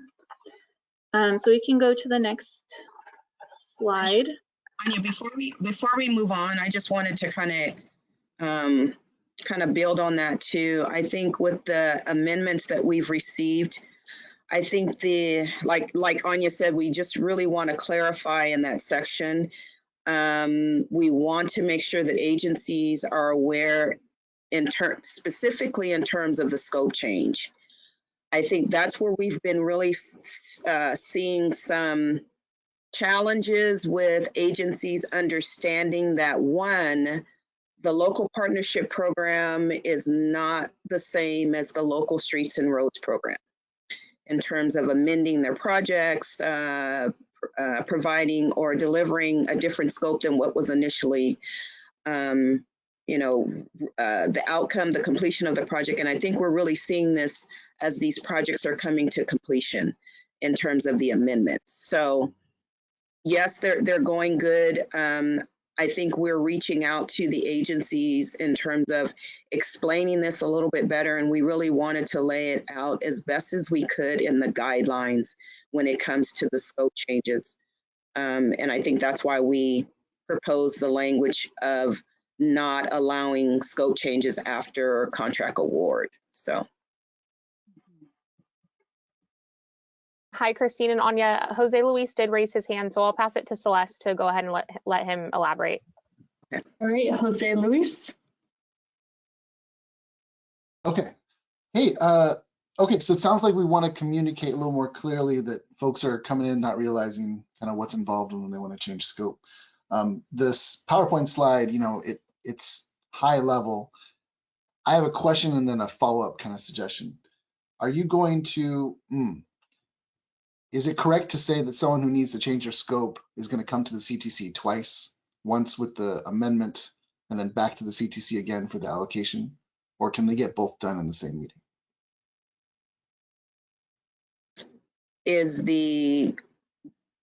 Well, we'd like to know about the scope changes as soon as possible.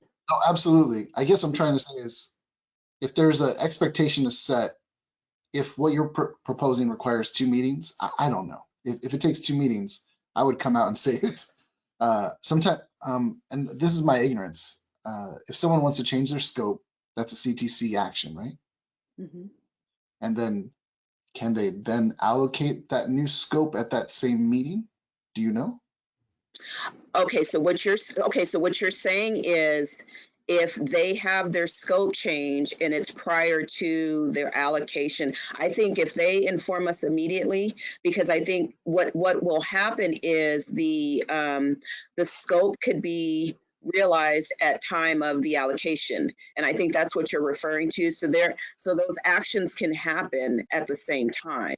So there's not two actions that are taking place. Okay, that's helpful to know. Thank you. Okay. We have no more hands raised. Okay, thank you. Okay, so the last section that we wanted to talk about is project cost savings. This section was flagged at our September workshop as a section that everyone wanted to discuss and talk about. And we had also flagged this section for clarification and some updates. So we can go to the next slide.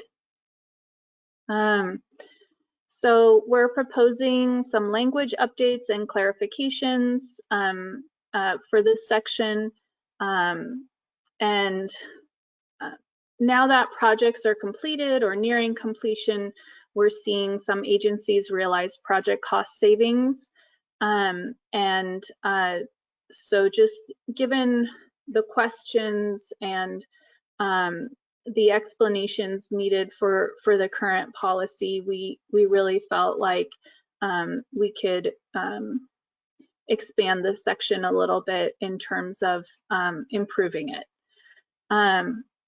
So we're proposing to add a definition for proportional, and we want to add language regarding project cost savings on pre-construction phases or components. Currently, this section only talks about project cost savings on construction, on the construction phase. So we wanted to make sure that the policy for pre-construction project cost savings was clear. And I think specifically what we've been running into is that requests for the project cost savings in pre-construction need to meet the timely use of funds policy deadlines. So for the last bullet, final delivery report, I'll just say as part of our process for recommending the deprogramming of project cost savings, we double check the amount of the savings, and we do this in collaboration with Caltrans. Caltrans is the one that recommends the actual deallocation of the funds at this meeting that we're deprogramming the funds. And so we wanted to, so it's our understanding that at the time of the, when the final delivery report is submitted, the final project budget is confirmed and the cost savings can be confirmed easily. Basically, all invoices have been submitted and paid, and everything's final. So we were wondering, you know, if you have input on that specific milestone, if there's any other clarifications or questions about project cost savings that you think we should be addressing in our updates. I'd love to hear of those. And then, yeah, and then we'll move on to the next slide. So see if there's any questions on this. Hi, Anya. Not seeing any written questions quite yet, and no hands raised at the moment. Okay. All right, so let's move on to the next slide then. So this brings us to our last discussion topic, which was included in our guidelines. And that is the proposal of a deadline for reprogramming the project cost savings. So we're proposing to implement a deadline for reprogramming the project cost savings. You know, as has been mentioned earlier, we want to make sure that the money goes back out there, gets put back on a project as soon as possible. But we wanted to have this discussion because we also want to be cognizant of your timelines, your needs, being able to put the funds on a project, you know, but then at the same time, getting the money back out there. So I'll just invite anyone to speak on this or any comments. And I guess as a starting point for discussion, I would ask, you know, what are your thoughts on having a deadline, for example, that project cost savings need to be reprogrammed within 6 months of the Commission's cost savings deprogramming action. So let's say your project realizes project cost savings, excuse me, those cost savings are deprogrammed and deallocated at the December meeting. So then you have 6 months from that meeting to reprogram those funds to a different project or a new project.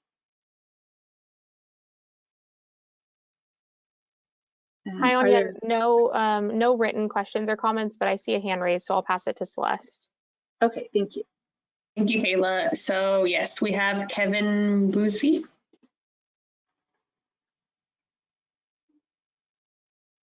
Kevin, you're self-muted. Awesome. Oh yeah, Kevin Busey. So Anya, I'm trying to figure this out. So I'm reading the handout. It says savings at contract award must be used to expand the scope of the project, or may be used to expand the scope of the project. The expanded scope must be reviewed and accepted by the Commission staff prior to contract award. I totally don't get what that means. So does that mean, let's say I've advertised the project, I get my bid results in, and I award it, and I realize, hey, I'm not going to use all the local partnership program funds. I've got this additional monies. I can go back within a certain time frame that we're talking about and say, hey, I'd like to expand the scope and advertise another project really quickly, as long as it fits within that initial project that I got funding for. Is that what we're talking about? No, so what it means is that scenario that you're saying. So, you know, at contract award, you realize you're not going to use all the LPP funds, so you have savings, and then you can expand the scope of that same project. So, for example, let's say you're paving 10 roads or you know 5 miles, and so you're like, well, with these savings we could pave 10 miles, and so that would be expanding the scope and using those additional funds. And so so at that point you would request a scope change amendment to use those savings at contract award to expand your scope. And that's what the reviewed and accepted by Commission staff prior to contract award, that's what that part of it means. Gotcha. I gotcha. Okay. Yeah, I think this has happened to me on a couple of these projects, and it worked out for us. So what we did is we essentially had a additive alternative just in case, because we're unclear about COVID pricing, if bids would come in low, would we be, would we be leaving money on the table? And that's exactly what we did. Okay, that makes sense. And you're thinking, the only challenge I see, you have a deadline for this. So we had a project that had multiple segments, and we were building them out in multiple. We were all funded through LPP, and we were, one was bid in, let's say, January, and the next one was bid in November. And by that, we kind of realized we had an issue in January, and we need to do some sort of amendment for this November package, because just to make it all work. So the deadline can be a little bit complicated when you have segmented projects all funded under the same LPP program project, if you will. That's the issue I see. And then in an ideal world, it'd be great to capture the cost savings if we had to, we had savings in construction, but we had all our funding in construction. Would there be flexibility to go and say, well, we spent all this money on design, can we just use it on design and get reimbursement for that? That would be phenomenal. It gives us a lot of flexibility. So that's my 2 cents. Thank you. Okay, yeah, thank you for your comments. And I think I'll just clarify that that specific scenario that you're talking about is not actually what we're proposing a deadline for. So I'll just give you a scenario. So let's say you have a project and you programmed, $1,000 in right-of-way on that project, and at the end, at the project completion, and as you're finishing up with your invoices, your expenditures, you find out you only spent, what was my example? $1,000 on right-of-way. So you only spent $500 on right-of-way, right? So those savings can then be deprogrammed and deallocated from the right-of-way phase, and they would go back into your fund distribution amount. And so for the most part, not always, but for the most part, these project cost savings have been coming up with projects that have been programmed in the past cycles and prior cycles, so cycle 1 and 2. So the deadline for programming the funds in those cycles has already passed. And so we've been getting the question, well, these are cycle 1 funds, when do we need to program these cost savings by? And so that's why we're proposing some kind of a deadline. For my example was 6 months after deprogramming to reprogram those savings. So I'm hoping that's clear. Any other raised hands or comments? Yes. Next up is Kenneth Cow. Kenneth. Hi, thank you, Kenneth with MTC again. Anya, I think for that example, I don't know if it's a straw man proposal. I think 6 months is a little bit quick. If I had my way, I'd probably just make it the same deadline as the other funding, so that you would have until the end of the cycle. Unless they came to you in the last year of that cycle, then you can have until the next cycle. So it's a little bit broader. It's kind of like the incentive funds policy that we have right now, where if it's in the last year. Exactly, yeah. So it allows some flexibility. It's kind of consistent with another deadline set that you already have. And it's a little more flexible. I think 6 months, while it's great that we got some savings, sometimes sponsors need a little bit more time to figure out, what's the next priority to program. And so I think making that consistent with like the incentive program might be helpful. So that's my 2 cents. Thanks. Yeah, I know. Thank you for your comments, Kenny. It's That's a really good suggestion. Kayla, any other comments or questions or raised hands? Hi, Anya. Yeah, there's one more raised hand, so I'll let Celeste take care of that, and then we do have some, multiple written comments. Okay. Thanks, Kayla. Next up is Sarkis. Thank you. Can you hear me? Yes. Hi, Anya. Sarkis with SBCAG. I'd agree with Kenny on the amount of time available to reprogram for the savings. I think we're probably one of the agencies that bothers you the most in terms of reprogramming savings. So any flexibility you could have. And I did want to clarify a prior comment. So if we have a project that had cycle 1 cost savings, then that funding can go toward the cycle 2 project. Is that correct? Or did I hear that wrong? Yeah, sorry, that's not what it I had meant. I was just saying that the savings that we're seeing right now is from cycle 1 and cycle 2 projects. Okay, no, so I didn't mean to infer that you said it. I think the flexibility there of being able to move money between cycles, if possible, if it's not there, that'd be one thing we try to advocate for. Well, so what Kenny was proposing is that the project cost savings need to be programmed by the end of that cycle. So let's say in the 2020 cycle, right, it ends in June 2023 is the end of this current cycle, the 2020 cycle. So let's say this year you have project cost savings, so then those savings would need to be programmed at the end of this cycle by June 30 of 2023.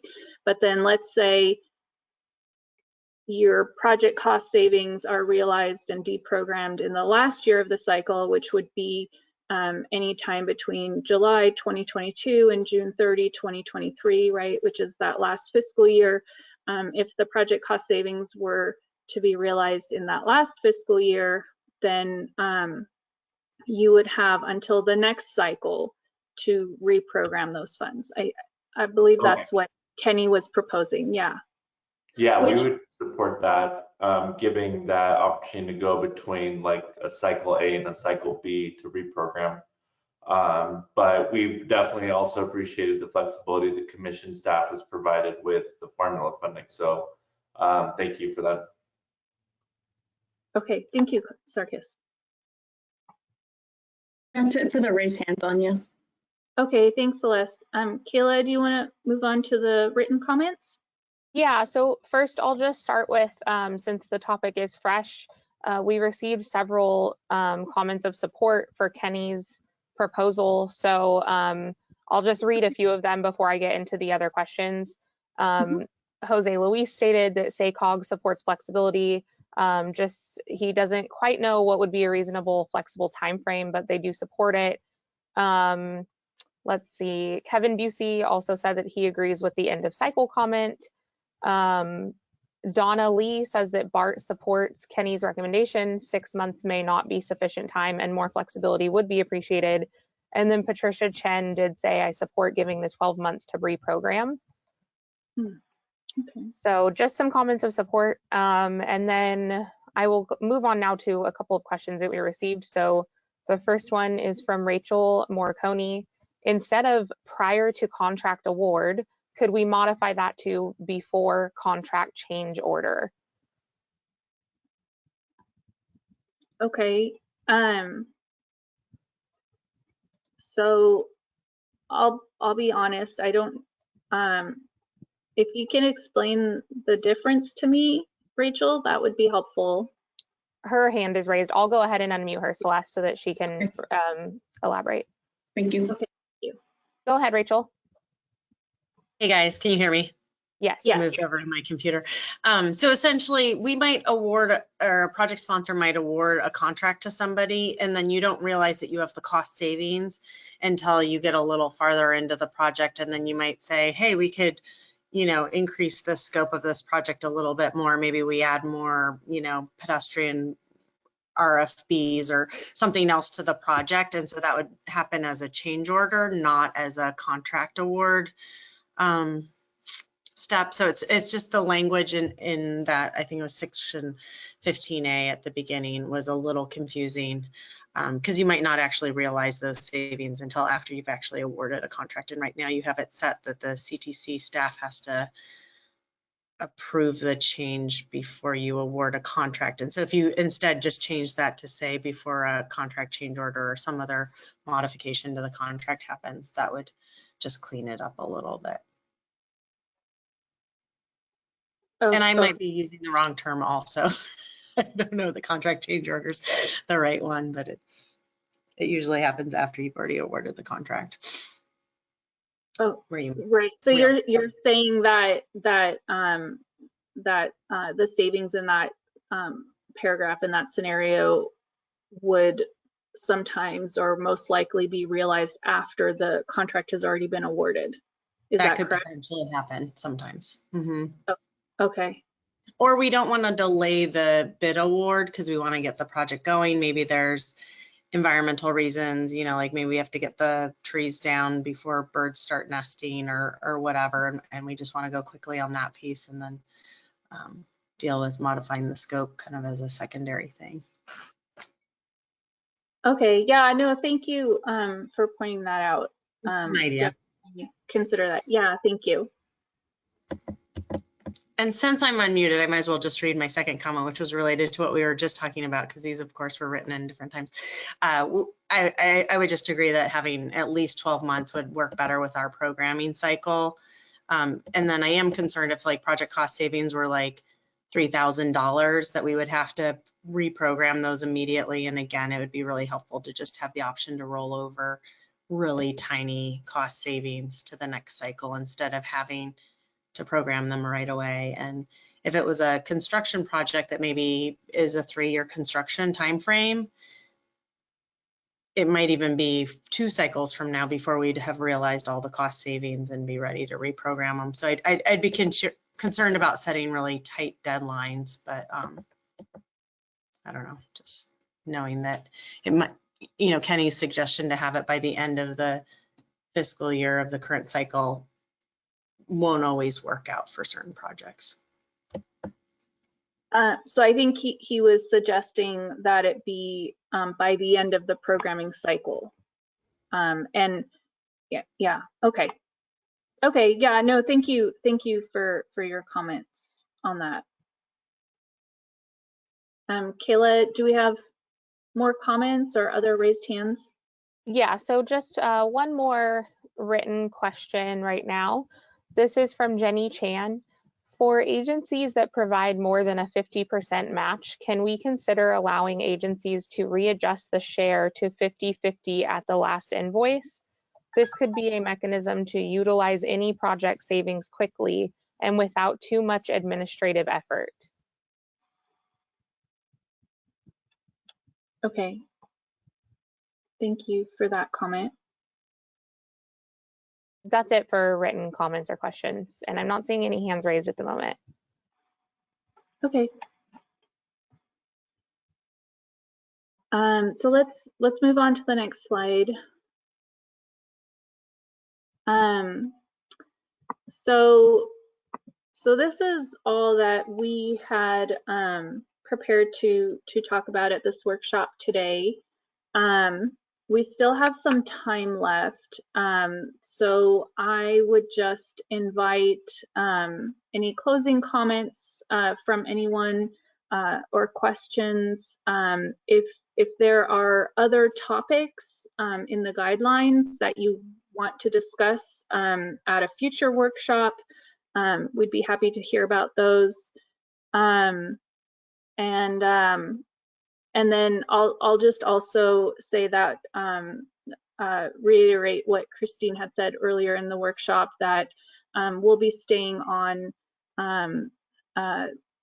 for some time if there's any questions related to the local partnership program, just generally in terms of any of the policies that you need clarification on.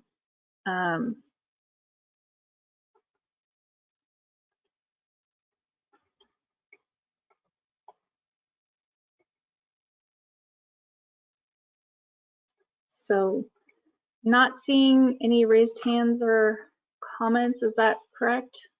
Or do we have a raised hand? Yes, we have a raised hand. Okay. All right, Jose Luis. Hey, this is mostly just to go on record and get my comment in one of those PowerPoints for a future workshop. But I and SACOG were very interested in what we can do to streamline not just this, but other SB1 programs. And so I plan to talk with some of your management at CTC to see what we can do about revisiting the letter of no prejudice. The letter, just so you guys know, the letter of no prejudice, it's a way for someone to start kind of at-risk work in advance of a CTC allocation. However, it takes a CTC allocation to do it. So it doesn't really save any time the way it's currently written. I'm hoping to make it more like, what's the other one? SB something, whatever. I'd like to make it like literally just a letter where we email CTC staff and get a note back saying, go ahead, you're taking a big risk, but it's on your own. And that way projects can start in advance of a CTC allocation. I know that's not just this program, but I'd love to see LPP projects start even faster if they're willing to. Okay, thank you, Jose Luis. I am not seeing any more hands raised as of yet. Okay. Well, then I will hand it over to you, Christine. Okay, thank you, Anya, for that, and thank you all for the discussion. I think it's been a really good discussion. We've gotten a lot of good feedback, and thank you. So we have some things that we'll be moving forward with, and having topics on our agenda for our next workshops. So next slide. So in wrapping this up, wanted to kind of go over the number of workshops, subsequent workshops that we have. So we've already completed the workshops 1 and 2. Workshop 3 will be held in November, and that workshop will focus specifically on the competitive program. And then there will be some carryover topics that we will have at this workshop, as well as what we've discussed here today. And I'll kind of briefly go over those in our discussion recap. And then workshop 4 is tentatively scheduled in December, which if we have any carryover workshop topics from 2 and 3, and then key topics that will cross both of the programs. So that's pretty much what we have laid out, and just keep in mind that these dates could be subject to change. Next slide. So I'll just briefly go over the discussion recap. Hopefully I captured what I needed to capture. So in the workshop, we provided a recap of the September workshop. We went over the local partnership program overview. We talked about the comments that were received at the previous workshop, looking at how we are going to further discuss those topics to build a consensus around some of the key areas to have those discussions at our workshops. We focused on the formulaic program. We talked about the general guideline updates in terms of rearranging some of the sections. We talked about the formulaic funding distribution. We are going to carry over the topic when we about the distribution factors in terms of the multiple counties in a measure. We are going to look at kind of a side-by-side visual with the numbers in the next workshop to have a more robust discussion about this. We talked about the programming, the length of the programming cycle. We will revisit basically the carryover of the unprogrammed funds and reprogramming of the last fiscal year projects. So those 2 topics we'll be bringing forward to the next workshop. We also, on a separate note, we talked about the funding restrictions in Section 3A regarding the supplemental funding, being able to place the funds on an existing project or for cost increases. We'll possibly bring that forward if there's more discussion that's needed on there. We talked about the amendments in terms of clarifying the language. We talked about the project cost savings, which we looked at having the flexibility to use the cost savings at the end of the cycles. So we'll be revisiting that again, that topic. And then, so with that, did I miss anything, Anya?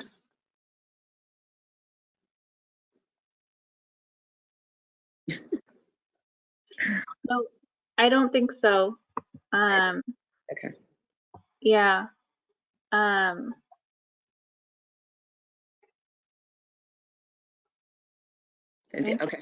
Okay, cool. So I'm going to turn it over to Kayla, and Kayla's going to give you a little bit of information about the next workshop. Thanks, Christine. Yes, so our next workshop is going to be November 8th, and that's actually a Monday. So just keep that in mind because our previous workshops have been on a Tuesday so far. So it's Monday, November 8th, same time, 1 to 4, same place via GoToWebinar.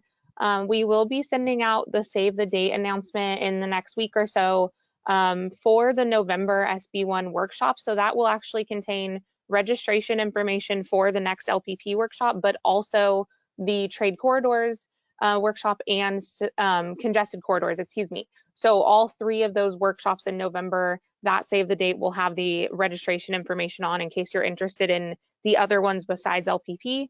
And then shortly after that, the agenda will be sent out also and posted to our workshops webpage on the Commission's website as usual, just like the last 2 workshops. So we will send that shortly after the save the date announcement. Back to you, Christine. Thanks, Kayla. So next slide. So if there are any other questions or comments that you have after the workshop, if you can email those questions or comments to the local partnership program web email address, or and you can also find the latest updates by visiting the Commission's website. Next slide. This provides our contacts. Please do not hesitate to reach out to us by email, by phone. So I've listed the LPP team as well as the SB1 Programming Deputy Director, Matthew Yozgat. And, you know, if you haven't, like I said, if you have any questions or comments, or if you just want to have a discussion, please reach out to us from our contacts. So with that, if we don't have any, and I'm going to reach out to Kayla and see if there are any questions. We want to thank you again for joining us for our second workshop. This has been a very good discussion, and we'd like to continue this. And so with that, we are going, if there's no other questions or comments, we will stay on the line to, you know, entertain any general program questions of the information that I went over during the program overview section. So thank you all for the ones that are getting ready to sign off. Thank you, and we'll see you at the next workshop. Yes, thank you. Hi, Christine. Not seeing any written questions yet or hands raised. Okay. Okay, so we'll give it a little time, but we'll just stay on.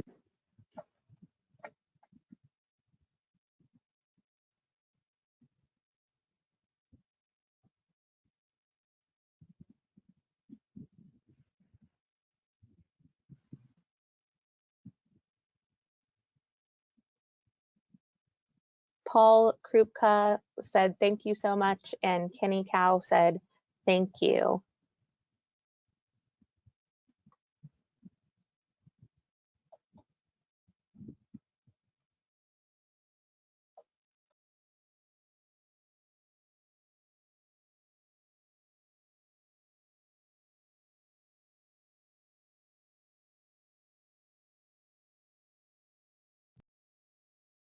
Okay, we have one question that came in.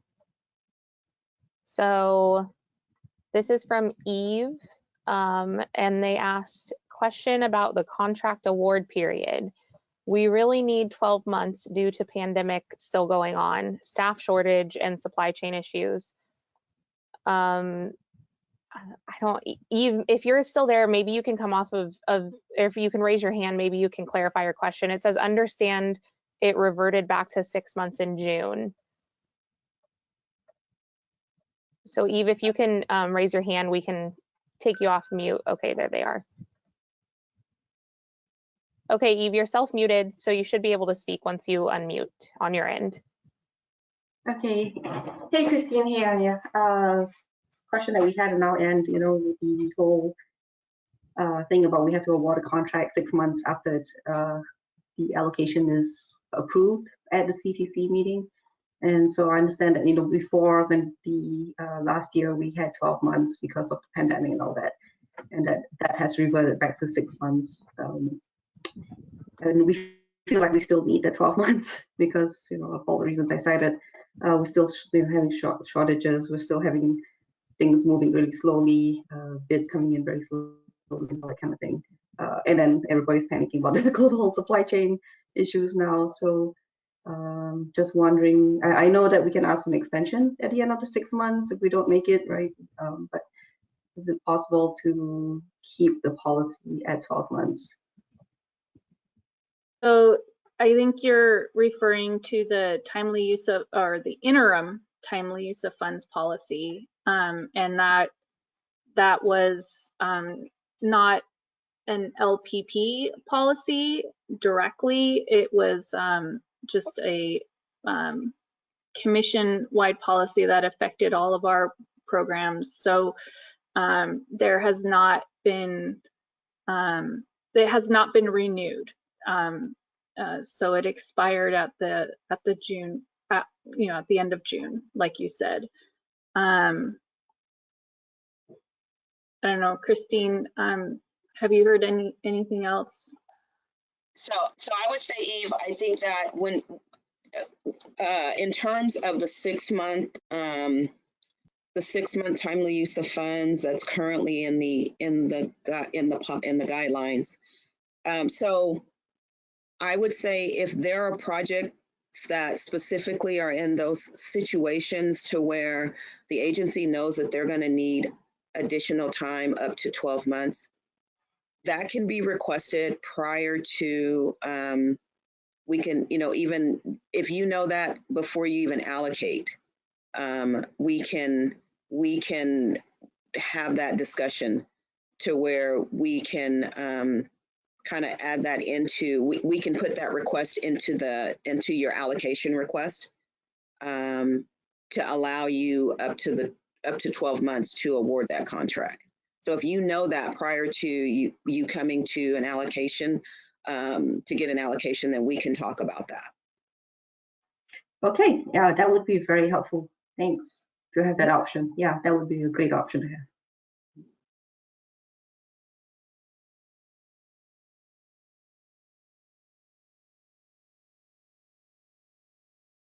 Hi, Christine and Anya. I'm not seeing any more written comments come in yet or questions. It doesn't look like we have any hands raised at the moment. Okay, we'll stick around because I think we still have attendees on, correct? Yeah, there's about 20 people still on. Okay, so we'll wait.